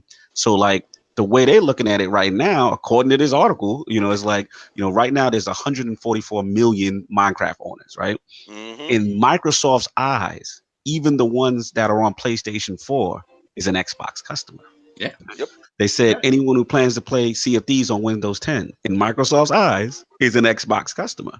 You know what I'm saying? Anybody who does streaming on Mixer with PUBG, they're looking at it as an Xbox customer. So it's just, I think the rules are changing. You know what I'm saying? And how they envision themselves down the road. I agree with Addict though, that I don't see them abandoning the console space. It's still successful for them. But go ahead, Addict. I heard you joined. Go ahead. Until they abandon the console infrastructure and they abandon, until they formally announce that they even can, I just don't see. Go for it. When it comes to that, it's like it'd be different if they had a really hard time on the original Xbox. Wasn't even a huge success, but it was still successful considering it was their first console. The 360 did phenomenally well the entire generation, but started dying down at the end. Mm-hmm. I mean, the Xbox One is still ahead of the curve when it comes to the 360, and the 360 was a huge success. So like, I just don't see the trends for them to have to do it. Well, they are doing it though. We can't. Yeah, Phil jumped out and they said it. No, I'm talking about I'm talking about going to going third party with their brand to other apps. You talking about the app thing? The app thing's happening. I'm talking about putting the app on competing platforms. Oh, okay. So we're talking about two different things. Yeah, I'm not talking. The only way that would happen is if they stop making consoles. That's the thing. Like to me, because again, I don't think either Sony or Nintendo plays ball. They're like, no, hell no. If you're gonna put Xbox products on our system, you're not gonna have a product. You're gonna have the games, and that's it. I mean, it makes sense, And they can easily abandon the Xbox brand. I mean, that's the overall goal. Let's hit those likes. I see 47 people. Let's hit those likes. That's the overall goal. They're tired of paying for what it costs them to make the console. Like, they want to get rid of that. Yeah. So you think they want to get out the console space? Oh, I've never seen. No, my argument was they're not going to start putting their stuff on the platform on other platforms. Like it would have to be something drastic. Because even if they do that, like I just don't see it. Like they're going to keep it on their platforms regardless. What's up, Salty? Yeah, I mean, listen. To me, I think this thing is future proofing. I think the brand isn't going nowhere. I think they're fine right now. They're healthy right now. I just think that this is a future-proof move. That this could be. Shout out to Fonz in the chat. He's just actually saying exactly what I'm saying for Brad. I think this is something like 10 years from now, 20 years from now, down the road. This to me, this is just a future-proofing, hedging your bet. This literally couldn't even. This might not even be in my lifetime. It's a possibility. Who knows? You're absolutely right. This could be 10 to 30 years from now. It just depends on. In order for this future to happen, internet has to drastically improve how it is, especially in the United States. But that is improving. That's what I'm trying to tell you. Like that is improving. 5G is coming. Infrastructure is improving. I mean, we get good infrastructure, and then we get stuff on the vice versa that hurts it from growing. All I'm saying is, at this point, it's going right now. We can't see it because right now infrastructure is not in place. Right. So I hear what you're saying. All I'm saying is, 10 years from now, that could change. Things change. I mean, think about us now on fiber optic, and think about us back. See, but here's the thing, though. Think about something like that. You see what I'm saying? Here's the thing, though, is the average is the consumer that you guys think that they're trying to attack. Are they all going to pay for something like fiber optic? Because let's be real here, it's not going to take something like fiber optic, but I pay $120 a month for it. Your confined space. You're thinking about right now. Yeah, you got to jump out of that There are bubble. some European countries where I think they get faster internet for free through fiber. Yep. Yes, sir. That is true. And that's why I say America. Like we have so many infrastructures that's put in place to down the internet. We will not have enough time for these other topics. Hey, we got to go. Let me close it. Let me close it over real quick and just say, whatever it is that they're doing, they're gonna. If you're a fan of Microsoft, you're a fan of Xbox, get ready because we're gonna take it on the chin because they're trailblazing again. If you're a staunch supporter or defender of whatever they do, once again they're at the forefront of this and they're gonna take it on the chin because up until it becomes viable across the board, the Nintendo and PlayStation are going to act like this stuff is not relevant. And it's like, no, we're not going that route. We're not going that route. No, we're not going that route. And so ultimately they will go that route. Microsoft's going to take it on the chin. Online infrastructure with the. I mean, look what happened. People thought that was foolish when Microsoft did that. Look what happened with Nintendo when they didn't think going to cartridges was a big deal. Like they're like, we need to stay here, and then they ended up doing the same thing the next generation. Absolutely. absolutely. We'll see what's gonna happen. This is good. Yo, y'all gonna love the poll question. That's all I'm gonna say. Y'all gonna love the poll question. We gonna move on. We got, like King said, we killed this thing to death, but it was a great discussion. We had to jump on it. So I'm gonna get the next topic. I'll breeze through it as fast as I possibly can. So we know Microsoft has announced that this is going to be the biggest E3 showing ever. They've moved. That's funny. They moved their whole thing to a new venue. So rest in peace to the Galen Center. We've had great memories to the Galen Center. Phil Spencer with the hell with that small place. Oh God! Shout out to those good hell with it. Amazing breakfasts we used to have Phil used to come out with a shirt. Get served. Now they're gonna have the same thing. It's just gonna be bigger. So he's not gonna have to actually come out into the gym. He's gonna just be up in like the little panty thing and be like, "How you guys doing?" Right? Come down, spotlight. So yeah, man, it's going to the Microsoft Theater. You know what I mean? So it's going to be this whole huge new venue. And what I thought was interesting is that they're actually still keeping Sunday as their day. As we know, last year they debuted that because they said they wanted to give enough time to the Scorpio, and give it its day. But they're still sticking with the Sunday, having the briefing, the Microsoft briefing on June 10th to allow more fans and partners to do that. And they're not they're not abandoning the Los Angeles Convention Center. They're still going to have a mixer booth there. You can play, stream, and interact, kind of thing. So they're doing this. They're still saying they're doing this in collaboration with the ESA. And I just wanted to bring this attention to the Lords. What do we feel about it? Also, in reference to the rhetoric, obviously biggest E3 ever. How do we feel about that? How important is this E3 for them? And also, do we think it will deliver? So let's start with Lord Clownz, the new venue, their updated presence.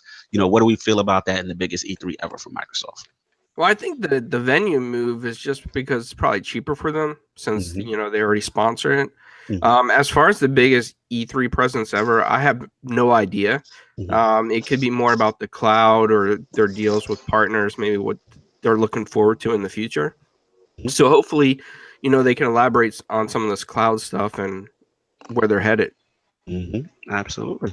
Now, what about like Sunday, like retaining the Sunday date as opposed to going back how it used to be to the Monday? They would go first in the morning or whatever it would be, and then Sony would come after. Do you think that's a good move? Yeah, I think it's a fine move. Maybe they just want to say what they got to say before somebody leaks it. No doubt. And the rhetoric behind like biggest E3 ever. You think it's hyperbole? Do you think that the chest is out, that they're coming with the goods? What do you think? I think it's, I hate to say this. I just think it's marketing hype. Absolutely. But I do think that the fans are probably going to be excited, as always. We were excited about the X. So it's going to be something exciting for us fans in general. Absolutely. All right, Lord Addict, what do you feel about all this? The new venue. We ain't going to be in the Galen Center no more, man. Yeah, so what do you feel now? Microsoft. At the end of the day, it's like, it just depends. Like, first off, I completely 100% agree with Clownz. I think, if anything, it could be a multiple mass different things that they're trying to do. They could try to be promoting the building itself by doing a stage there at the biggest gaming convention. I mean, because they said in the actual interview when they were showing the building that they're trying to, have that one of the biggest places that, events could happen. They actually mentioned UFC and stuff by name.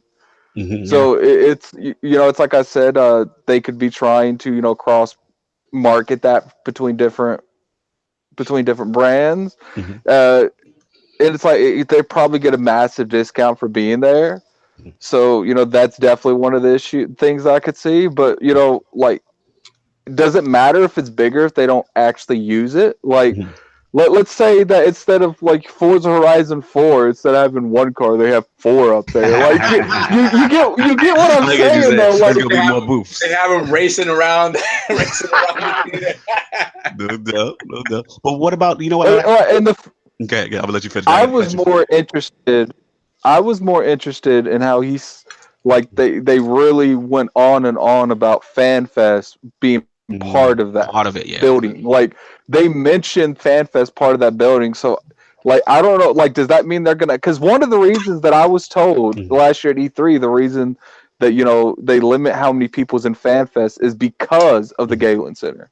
Because every person that gets in FanFest, they let them go to the conference. So, like, are they going to do more of like a fan recognition thing where they let more fans in? Or are they going to have, you know, where they let a little bit more fans in to actually see the conference? If because Sony does the same thing, they don't do a FanFest, but they let like the first couple hundred people in the back. Yeah, it's going to be interesting to see how they handle FanFest this year. I would agree. Yeah, I would agree. I think people need to. Yeah, finish and then I'll ask you a question. I think people need to stop like tripping, like acting like because they got a bigger venue that's going to mean anything. Like they could literally just use that one room that we saw. Like who cares how big the building is if they use one massive room and that's all. Yeah, I'll feel you. My question to you is that there was some early information that had leaked like a month ago. There was a big BoothGate controversy. I know we jumped out in front of it because we saw the initial four-space plan and it didn't look so good for Microsoft. So it turns out that was not really the case, and that, you know, the venue is big. Does that make you feel better that Microsoft has more to show? I know me and you may have been a little guilty of being a little nervous about that floor plan that we saw that got leaked. That was very. And you know, shout out to people on Twitter because you know, Tim Dog, Lord Tim Dog, he had a poll that asked what was the most overreaction when it comes to Microsoft. And that was one of the options. And, like, I definitely understand, you know, some people's opinion on how that was an overreaction. But, like, me personally, I don't think that was an overreaction. Like, if you have the booth size half the size as, like, literally their booth size was half the size as Sony's PR team. Like that was not an early, like that wasn't an overreaction. Like if you don't have the space to show me games, I don't think you're having games. Like I don't think how that's an overreaction. But you know that's neither here or there. But no, I mean it's whatever. Like they could do stuff there. Like it doesn't really bother me. No doubt, Lord Saw. What you feeling? Yeah, I mean, I think, listen, if you own the venue, use the venue. Like it's across the street. If it were far away, I can see why, you know, the choice to use the Galen Center makes sense. But you're across the street. You're in the middle of everything, and it's your building. Use it to your advantage. So yeah, I'm glad they're finally doing that. And like Addict kind of took my point with the FanFest thing. FanFest, you know, is usually anywhere from 500 maybe to 700 people. You know, they're all about engagement and engaging with, you know, getting the fans to engage. It's like 500 people, but if they need more, if they have to put more than 500 people in, it's like, where can we fit these people in this conference, man? like remember King, how like we got into FanFest and they let so many people in because of that giant fiasco that happened last year. We were actually in the bleachers to the right of the because they didn't have enough room for everyone. Because normally the entire FanFest can fit on the floor where they're supposed to. Yeah, but they actually had way more people than they thought they were going to have because they just like it was such a fiasco with because not only did that website go down once, it went down twice. Right. We all got in when we all said we're in. I said something's wrong. Too many people won the lotto that day, Clown. And then people like, you know, saying, well, I don't, you know, I think people are exaggerating by getting mad at that. It's like, no, it's like look, I can assure you that there is a lot of people because they didn't announce it for like 3 or 4 hours after that happened. Yep. Because remember they said, well, we're not having the later drawings in 3 hours, and then they delayed it again, and then they delayed it again, and then they explained what happened, and I was like, look, like I completely understand. People are like, well, why did people go out immediately after they won FanFest and buy their plane tickets and hotel? Well, are they going to wait? Like, if you got the money and you have the FanFest ticket, do you expect people to wait till like the day before when it's like $1,500 to have a coach to go from here to there? Like that made no sense to me. Microsoft knew that they needed to do something, and like they not only did they give people tickets, they were actually letting a lot of people in that got, because the first time if it messed up, you got the E3 ticket. The second time if it messed up, they were just letting you have the FanFest ticket. Yeah, absolutely.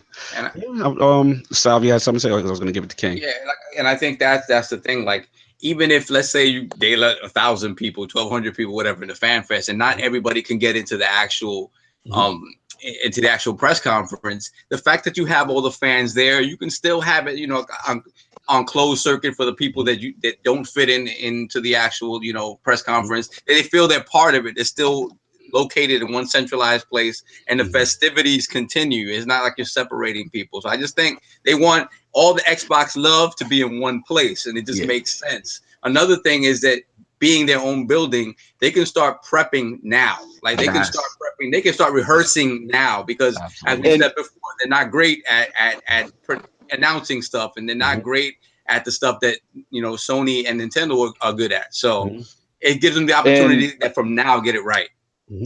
A big thing, I think that one of the biggest highlights is don't expect a lot of stuff to get leaked this year, because I hope not. Every year at the Galen Center, when they do those rehearsals for the whole, that's literally how they're always leaked, because someone sees it. Microsoft is going to have this press conference where only because you if you're going to a third party event like that where it's not your building, you can't really do a whole lot. And I don't know if they own that building or not, but they have more say on what's going on in that building than they do the Galen Center. I would agree. That's a great point. It's really hard to keep stuff at wraps because you can't stop certain people that work for that building. And if that person knows relatively anything, he can do serious damage. Like, imagine if the Microsoft, if Master Chief Collection wasn't leaked. No, it's a good point, because I remember prior to the show, like, someone leaked almost Phil's whole spiel about what he was going to announce, and I'm just like, wow, you know what I mean? And plus, if it gets leaked this year, I guarantee you Microsoft is going to know exactly who did it, because they had control over who was there. No doubt, no doubt. Lord King, what do you feel about this E3 presence, the Microsoft Theater Sunday? You know what I mean? Biggest E3 ever. Where you at? Well, Phil understands the whole symmetry when it comes to Sunday, sunshine. Your mic is low, bro. Oh, okay. Sorry. You can hear me now? Yeah, I get Purpose? I said Phil sees the whole symmetry when it, Sunday, sun shines, have enough sunshine for everybody else for the whole rest of the week. What I feel is that since when do we take a positive and turn it into a negative? Since the internet existed. No, but it's just this whole. We have a big center. Like when the plans leaked before, people were standing on podiums and little stools and ha, you got a small space. And I was like, shout out to Jake Barr. He said they're gonna be selling dilators out that spot. Yeah, I'm like, yeah, and I'm like, okay, they got a small space. In the grand scheme of things, we're not privy to really what's going on in these companies. Facts. Okay, so all you're doing is speculation and Yasa Boston in the corner playing the fool. And then it comes out that you're wrong. No, I don't ever see nobody backtrack on they wrong. I don't ever see anybody put their hand up and say, yo, they got me.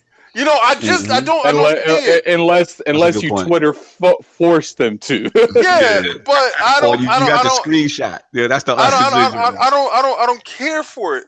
Like, see, because they have a bigger center. I gotta interrupt you a second. King David is not that man. This man made a video. Was like, I was wrong every occasion he's been wrong on this podcast. It's like, yo, listen.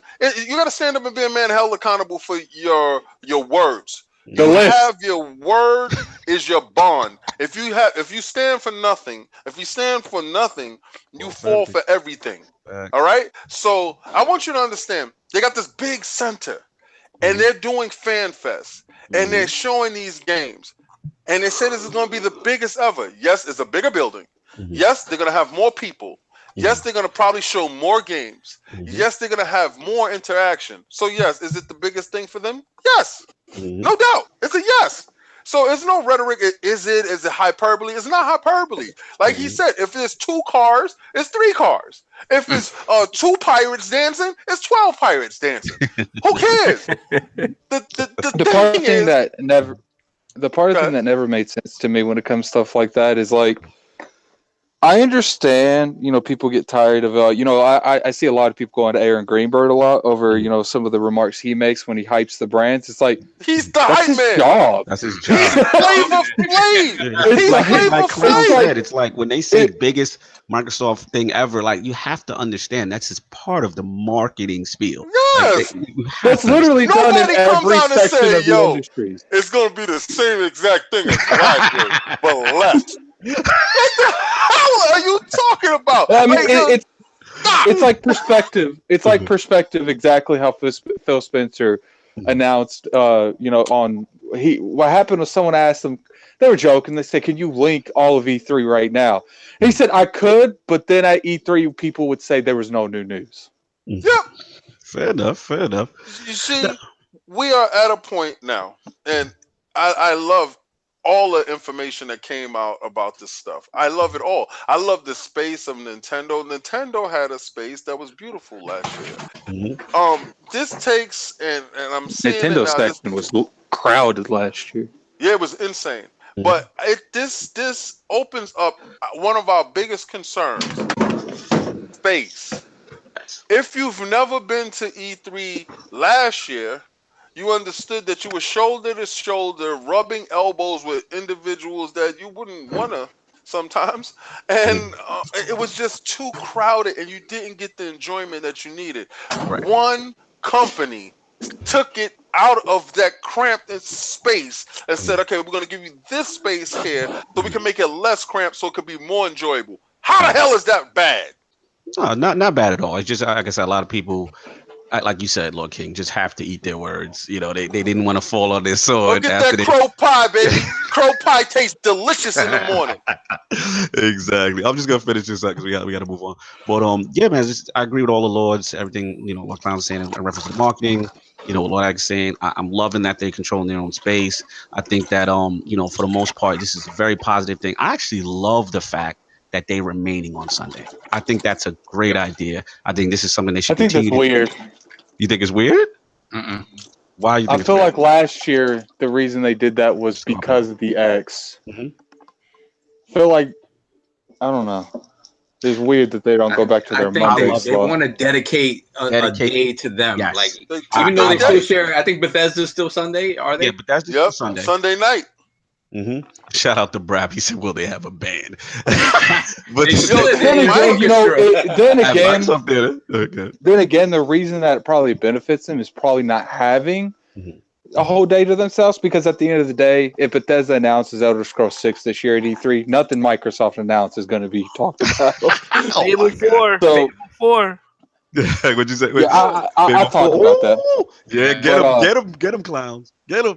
But at the end of the day, I don't think it's necessarily on having a day to themselves. I think it's about being the first event to knock off to start E3 with.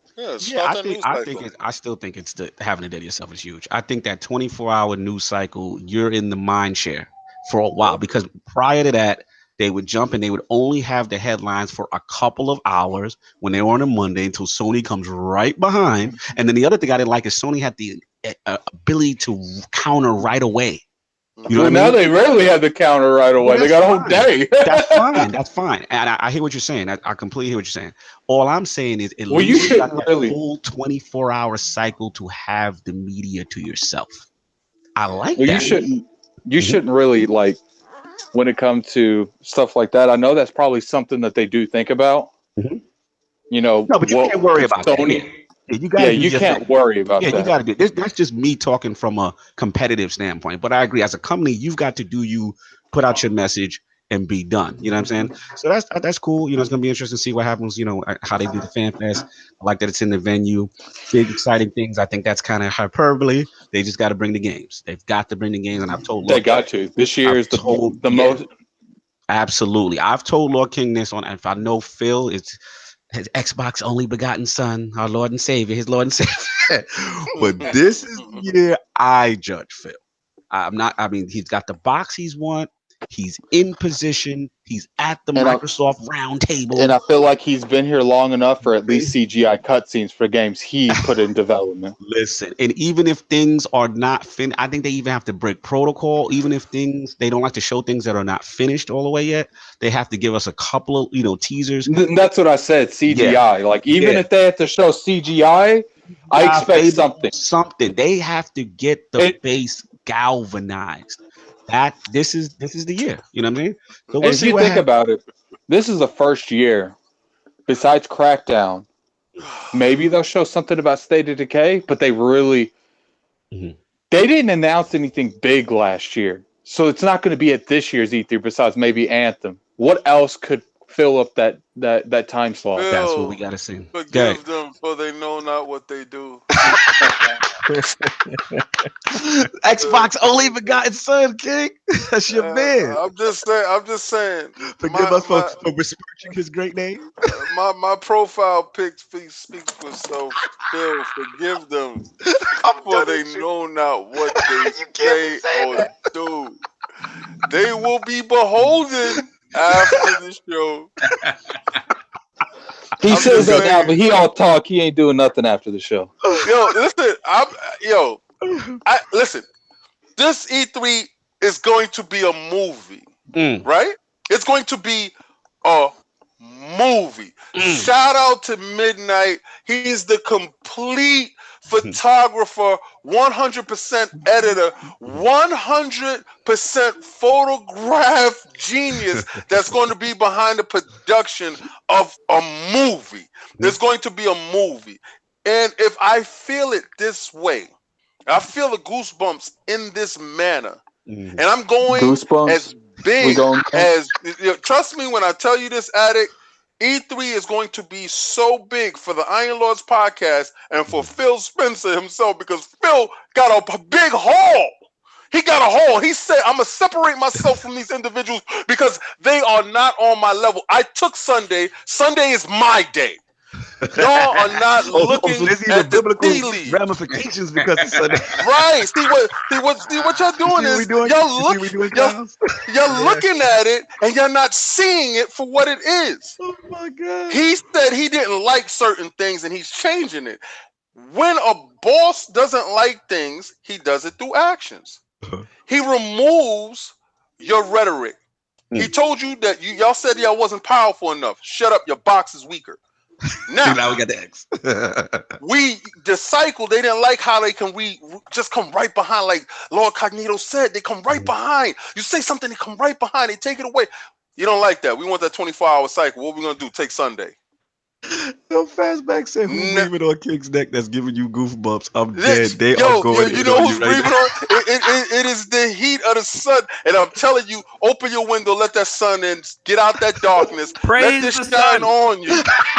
Say it again, Clownz. Say it again, Clownz.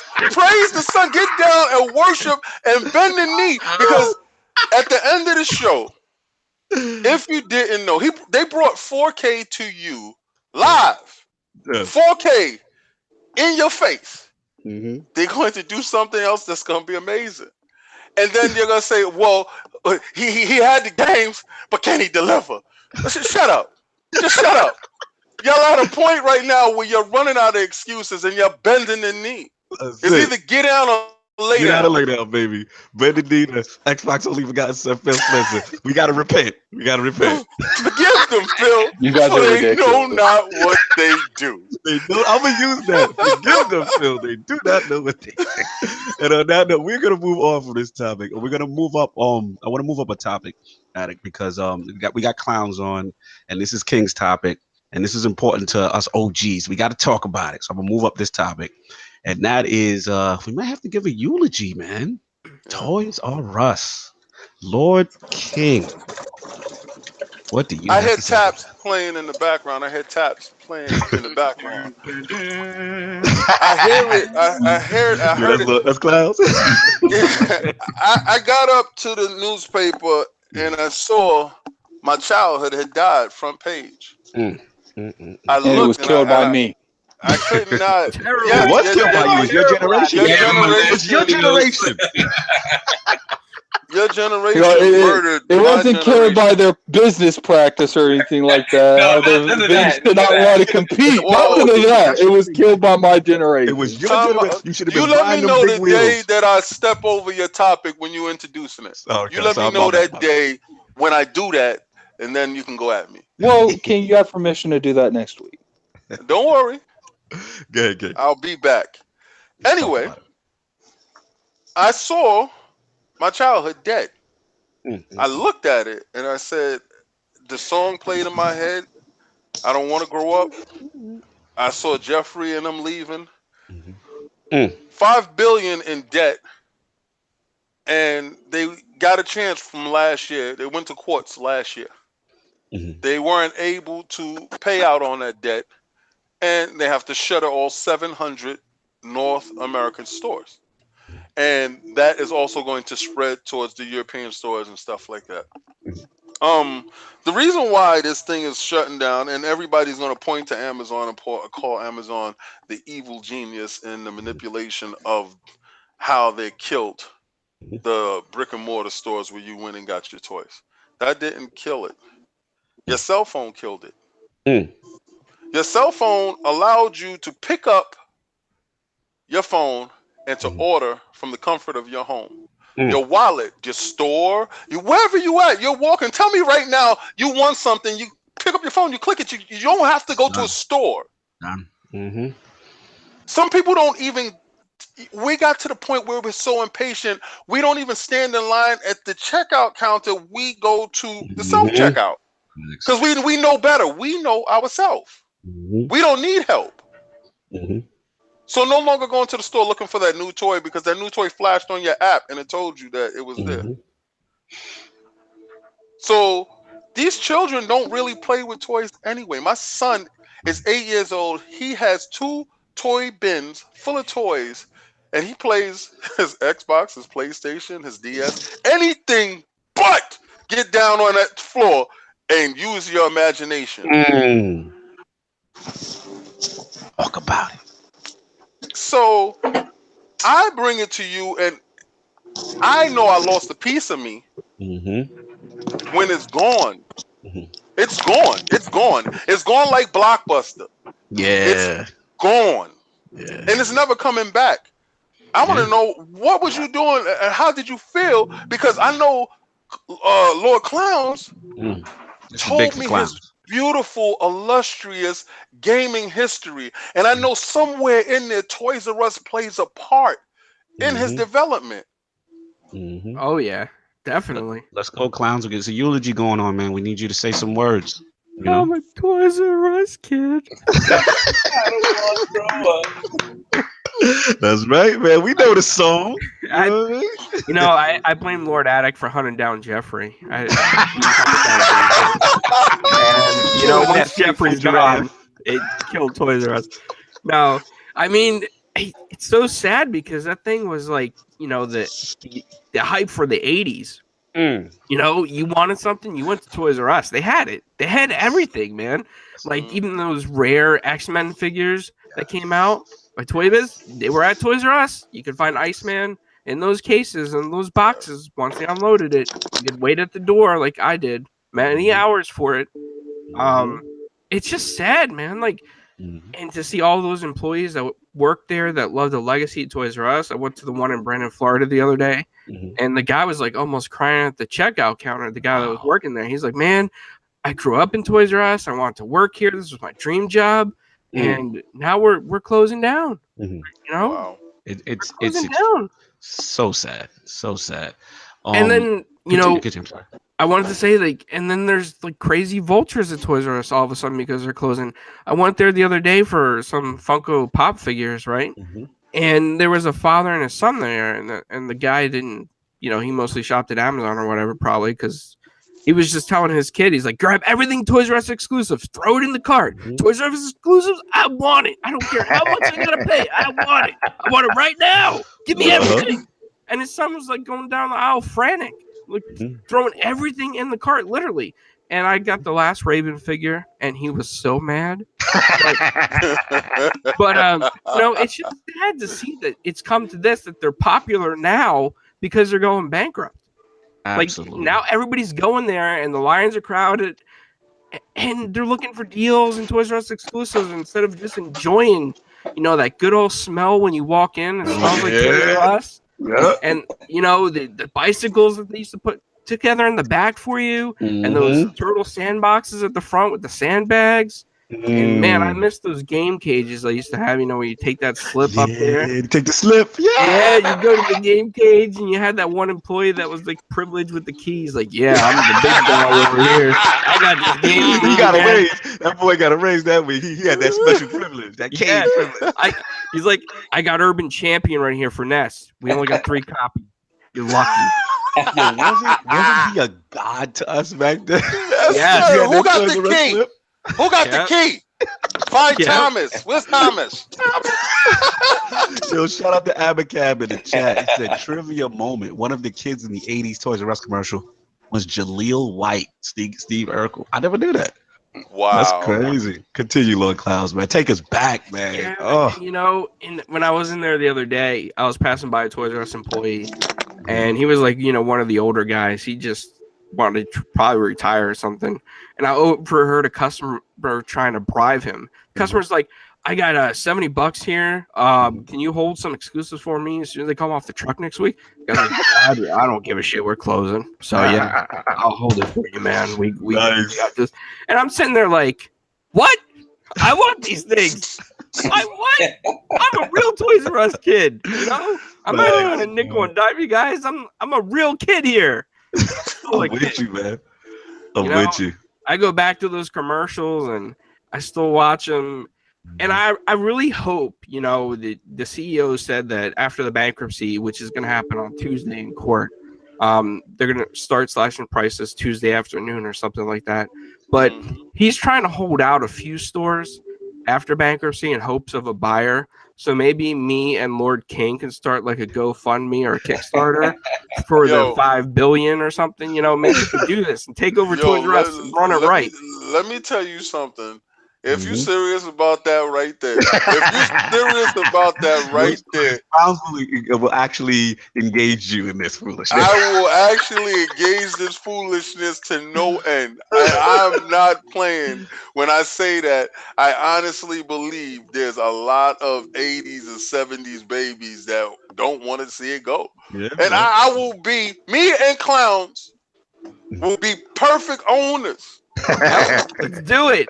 Of the franchise, because we will bring it back and bring it to this new digital age where Addict can shop at Toys R Us.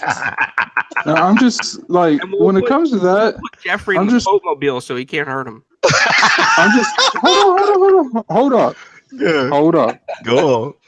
When it comes to that, I just want to hey, Lord Cognito. I'm listening. Lord Cognito, what's up? What is the shopping arrangement that Lord King makes? It's Amazon, isn't it? Like, how is it my fault? You don't even shop at Toys R Us. No, Addict. I do take my children to Toys R Us, and I do give them free range when we walk inside the store, and I do tell them to shop till they drop. I do that. And if I can't find something, like when I go get my Amiibos, that's the only place I shop at to find those exclusives. Toys R Us have exclusive stuff. So you shop there like twice a year. It's my fault. Gotcha. Okay, let's continue. You know what? This is true. I'm not lying, but I'm not lying. You're right. That is true. I will admit my fault to you, Addict. You have shown me the way. Hey, Lord Cognito, when's the last time you shopped at Toys R Us? Me and Lord Clownz would bring it to this new age. That's right. We'll hold video game competitions there. We'll get some executives over there for the fans. Listen, man, let me jump in right quick, man. 'Cause this one hurt. I mean, got the information from King, and then Clownz followed up. I want to shout out Old School Style in the chat. Lord Old School Style, man. He actually has a fantastic article right now up on TICGN.com on Toys R Us. And full disclosure, I'm gonna put your business out there because you put it in the article. He was a manager at one of the closing stores, and he agreed with the decision to close it. And shout out to Lord of Old School Style, you know what I'm saying, holding it down. But yeah, he had a good point. He just said, like, kids You know, they got handheld systems like the Switch, you know, tablets like the iPod, you know, smartphones are like the new walkie-talkies, you know, puzzles and board games. No one's buying that. You can do that online. You know, it was basically one of these things where they were just being reactive, you know, and the times were just changing on them in front of them. And then, you know, compound that with Amazon, Lord King, your infamous Amazon, you know what I'm saying? But I shout out to them. It's so convenient. I can just press a button and literally order everything I have. The online retail space is so big. And then he also made a good point in reference to Walmart and Target. You know, when it came down to just that pricing and being ultra competitive, Toys R Us could not compete with that. And it just ultimately led to their downfall. And the debt, you know, was just unsurmountable. Yeah, the problem with that was the fact that once they had all that debt, right, then you would think the answer to that is to get more investors to eat up that debt. And what happened was instead that they took the company private. Once they take the company private, that debt is yours and no one else's. You have no one else to help you pay down on that debt. And then it happened at a time when, like you said, all of these other companies are evolving to include everything that Toys R Us does as it is. Facts. And it turned into a thing where they didn't have the capital to reinvest in changing their image. And you know, the writing was on the wall. When you see something like FAO Schwartz go down, FAO Schwartz, you know, went down because the fact that it was the most expensive place to shop for toys. That said, that is Nirvana for toys. It was Nirvana for toys. Like if you walk into FAO Schwartz, they get the experience that you're supposed to have when you walk into a toy store. It felt like a dream going into that store. Absolutely. And that's what Toys R Us never was able to capture. Like it just, when you walk into Toys R Us, it looks like a warehouse. It looks like a cavernous sort of warehouse. Right. You don't, you know, the staff that's there is very thinly spread out. That you kind of run around and do your own thing. And it just doesn't feel like this joyous experience that you should be having when you're shopping for toys. And it's a sad thing, man. When you think about that, you think about like when Lionel Kitty City went out of business, when the Wiz went out of business. These are our, like, for 80s kids, these are the brands that we remember. These are the things that we remember. And it's a sad thing that, you know, and in, like I said, in Toys R Us's case, a lot of it really wasn't their fault. Like all these companies have a lot of debt, but once you do things, in opposition to fixing that debt, it was only a matter of time. Like it really was. I just want to pile on. I mean, shout out to the chat. There's a lot of 80s and 70s kids. And everybody's going in. Yo, shout out to Death Singer right now because he's talking real Transformers. There's a lot of real Transformers talk I see going on, and I got to comment on it. You know what I'm saying? I got to get a little emotional because my first ever time at Toys R Us was my dad. He took me there, and this is G1 era. And I got Devastator for the first time. It was six in the box, baby. Remember the 6 in the robots that combined into one? Yeah. And it was just such a, you know what I'm saying, joyous thing you used to get. Like, I used to so look forward to it. Like, you were good, you get sent to Toys R Us, you know? And you get your G.I. Joes with the Kung Fu grip. No, like, I will say one thing. A lot of you guys know, especially people who follow Planet Xbox, that I used to play Yu-Gi-Oh! A lot. And they actually held regionals and stuff at Toys R Us. Like they, if you won, you got these little point things. You can go to Toys R Us, and you can cash them in for packs. Like that's the only experience I have with Toys R Us. Well, like, and I went there one time. I'm happy.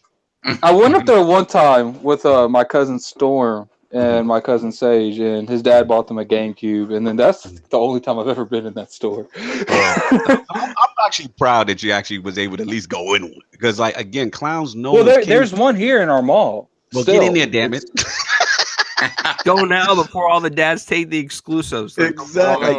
Clownz knows, like, it was so important because as a child, like, that was the spot. It was like it was like an amusement park for a kid, and you came in there and you had so much joy in your heart because you knew you were gonna get something. It was just, oh man, like I literally had some of my favorite toys ever at Toys R Us.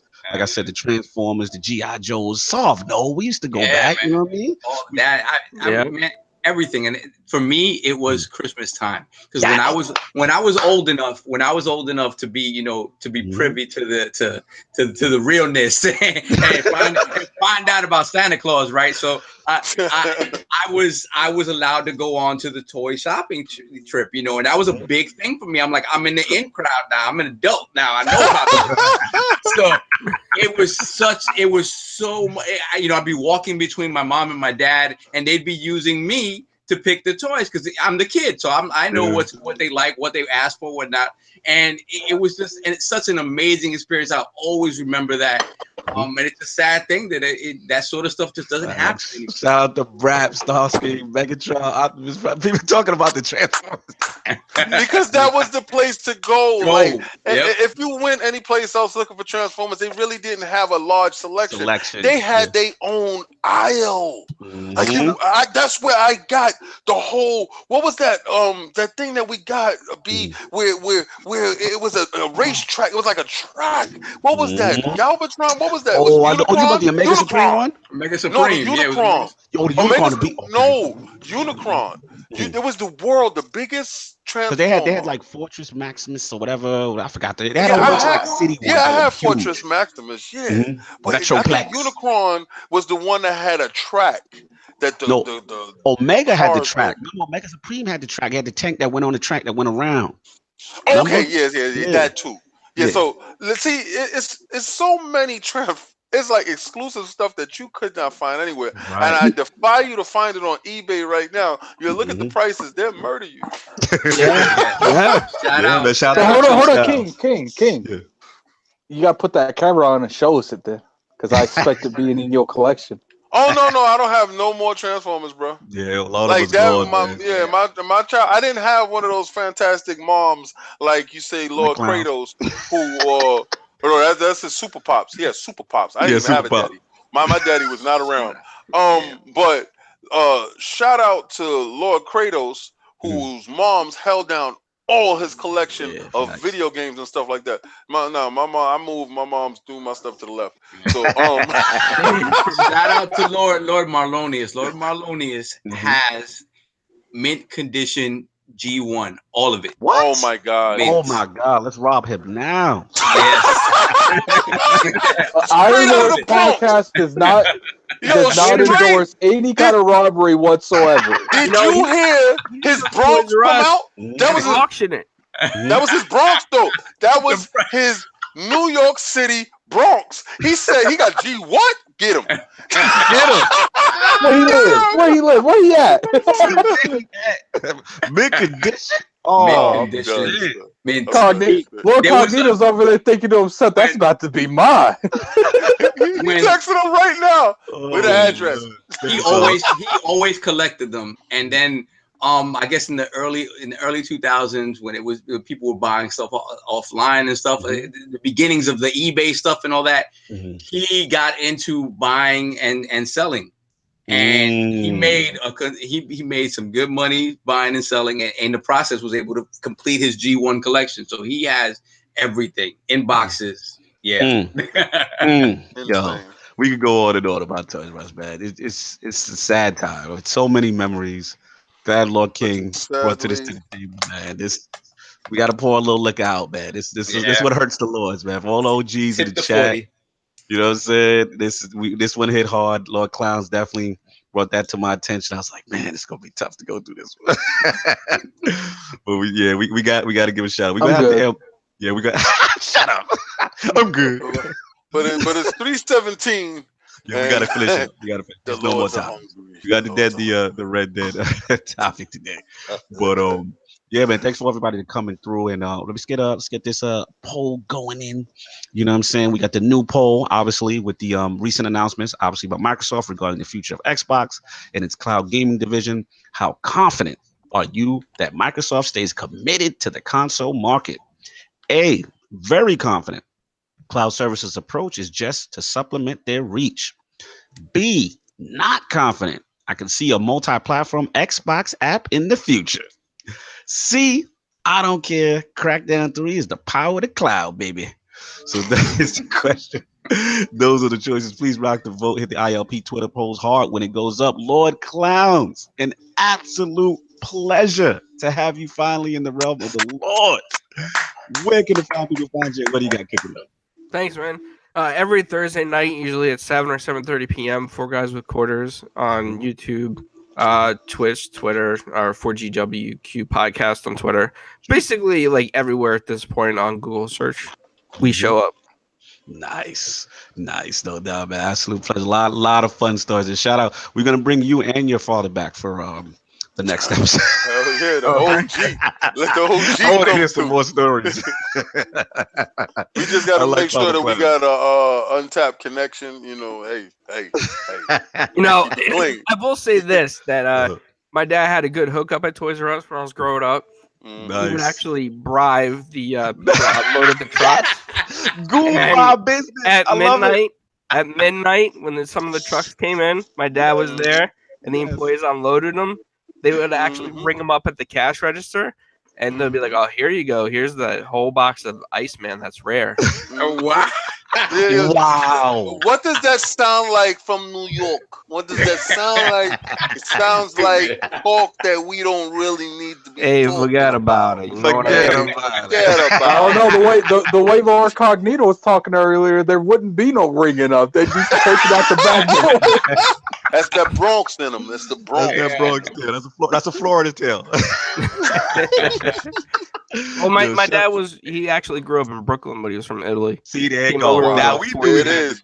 There you go. He sounds like New York. Your dad sound. I told you that already. Told you. Y'all didn't hear me. Y'all didn't hear me. Shout out to Clownz, man. Absolute pleasure. We got to get you back on. Also, Inferno, huge fan. 4 Guys with Quarters, Zebra.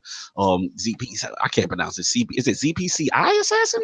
Yeah, Zombie Pest Control Incorporated Assassin. Oh my.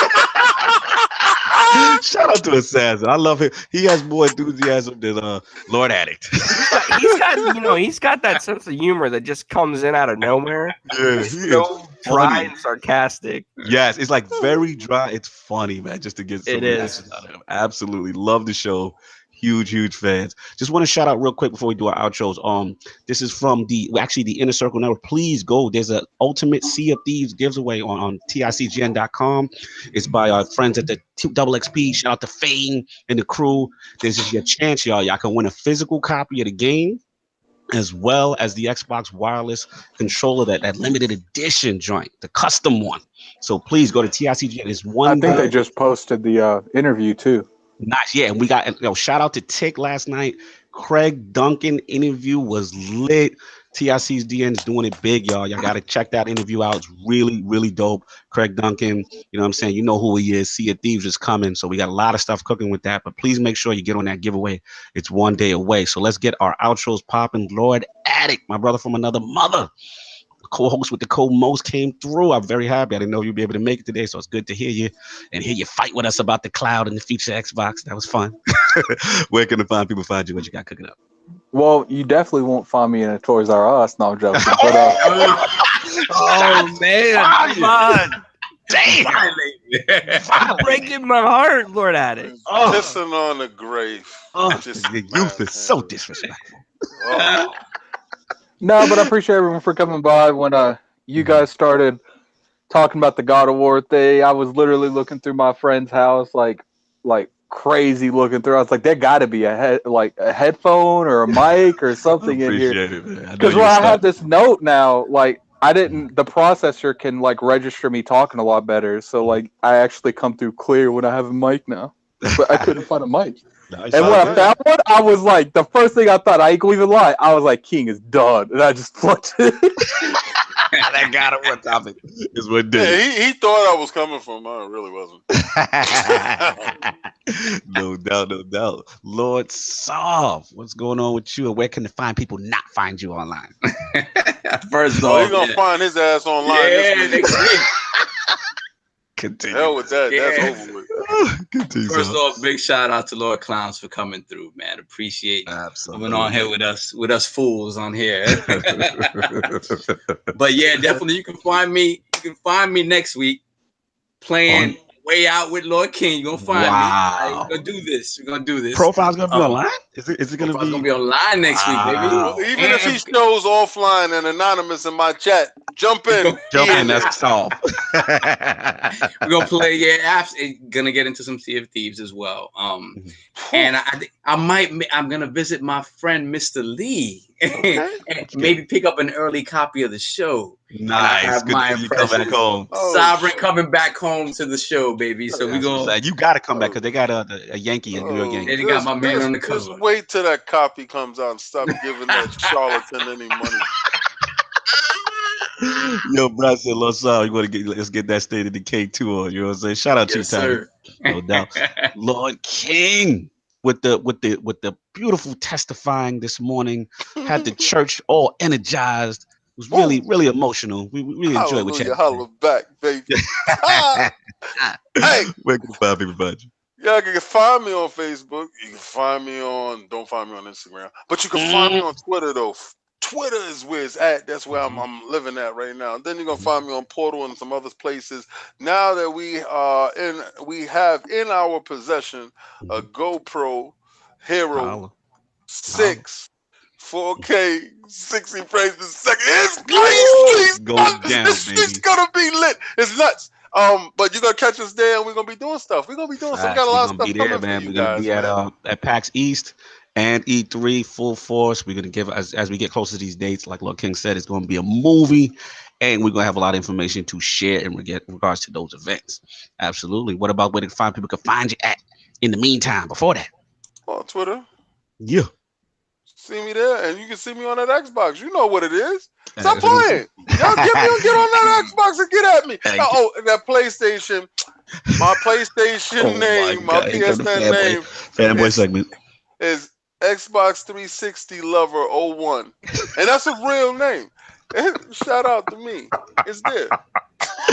No does Lord Cognito here. The gaming realness has been spread. Once again, thank you so much, Lord Clownz, for coming through, dealing with all the shenanigans and foolishness of the Lords. Glad you was able to get through it. Like I said, shout out. Make sure you guys hit that the Inner Circle Network, subscribe, like. Those likes are really appreciated. The audio will be going up later. The poll will go up tomorrow. Thank you guys for supporting Flashpoint on the ILP channel. I didn't say thank you, Clownz. I'm so sorry. Y'all got me caught up in my BS. No, hell no. It's not all right because I had a whole thing. Like I'm sitting here thinking, I'm like, what the hell? I didn't even get to my TurboGrafx love for you. Like you are my TurboGrafx brother, my 16-bit brother. Yeah, so I gotta apologize for that. Quick question: did you ever play Taking It to the Hoop? Oh, of course. Are you crazy? Yo, that was Taking It to the Hoop was a ripoff of Pat Riley basketball. That was my favorite TurboGrafx game. Really? Yo, I ain't gonna front though. That was the game they used to have the cinematics every time you dunked. Yes, when you dunked on it, dude, it was like pam, pam, pam, pam, pam. Taking it to the whole. Yo, this is TurboGrafx love right now. That's what's up. For that one, man. Okay, you got it off now. You good? Yeah, man. I'm sorry, man. I didn't miss you. I just got caught up in some other crap, and I just thought I'm like, this is my TurboGrafx 16 brother. Like, no doubt, man. Yeah, Lord Cognito here, like I said, and like I said, thanks for everyone for saluting. We got Multiverses up tomorrow. Also, thank you guys for supporting Flashpoint. Number 8 is up with Ebontis on the Iron Lords podcast YouTube channel. Thanks for the support there on that passion project, man. And it is Sunday. Thanks for rocking with us. Everybody enjoy their Sunday. Have a good one, and we will catch you next week. Peace.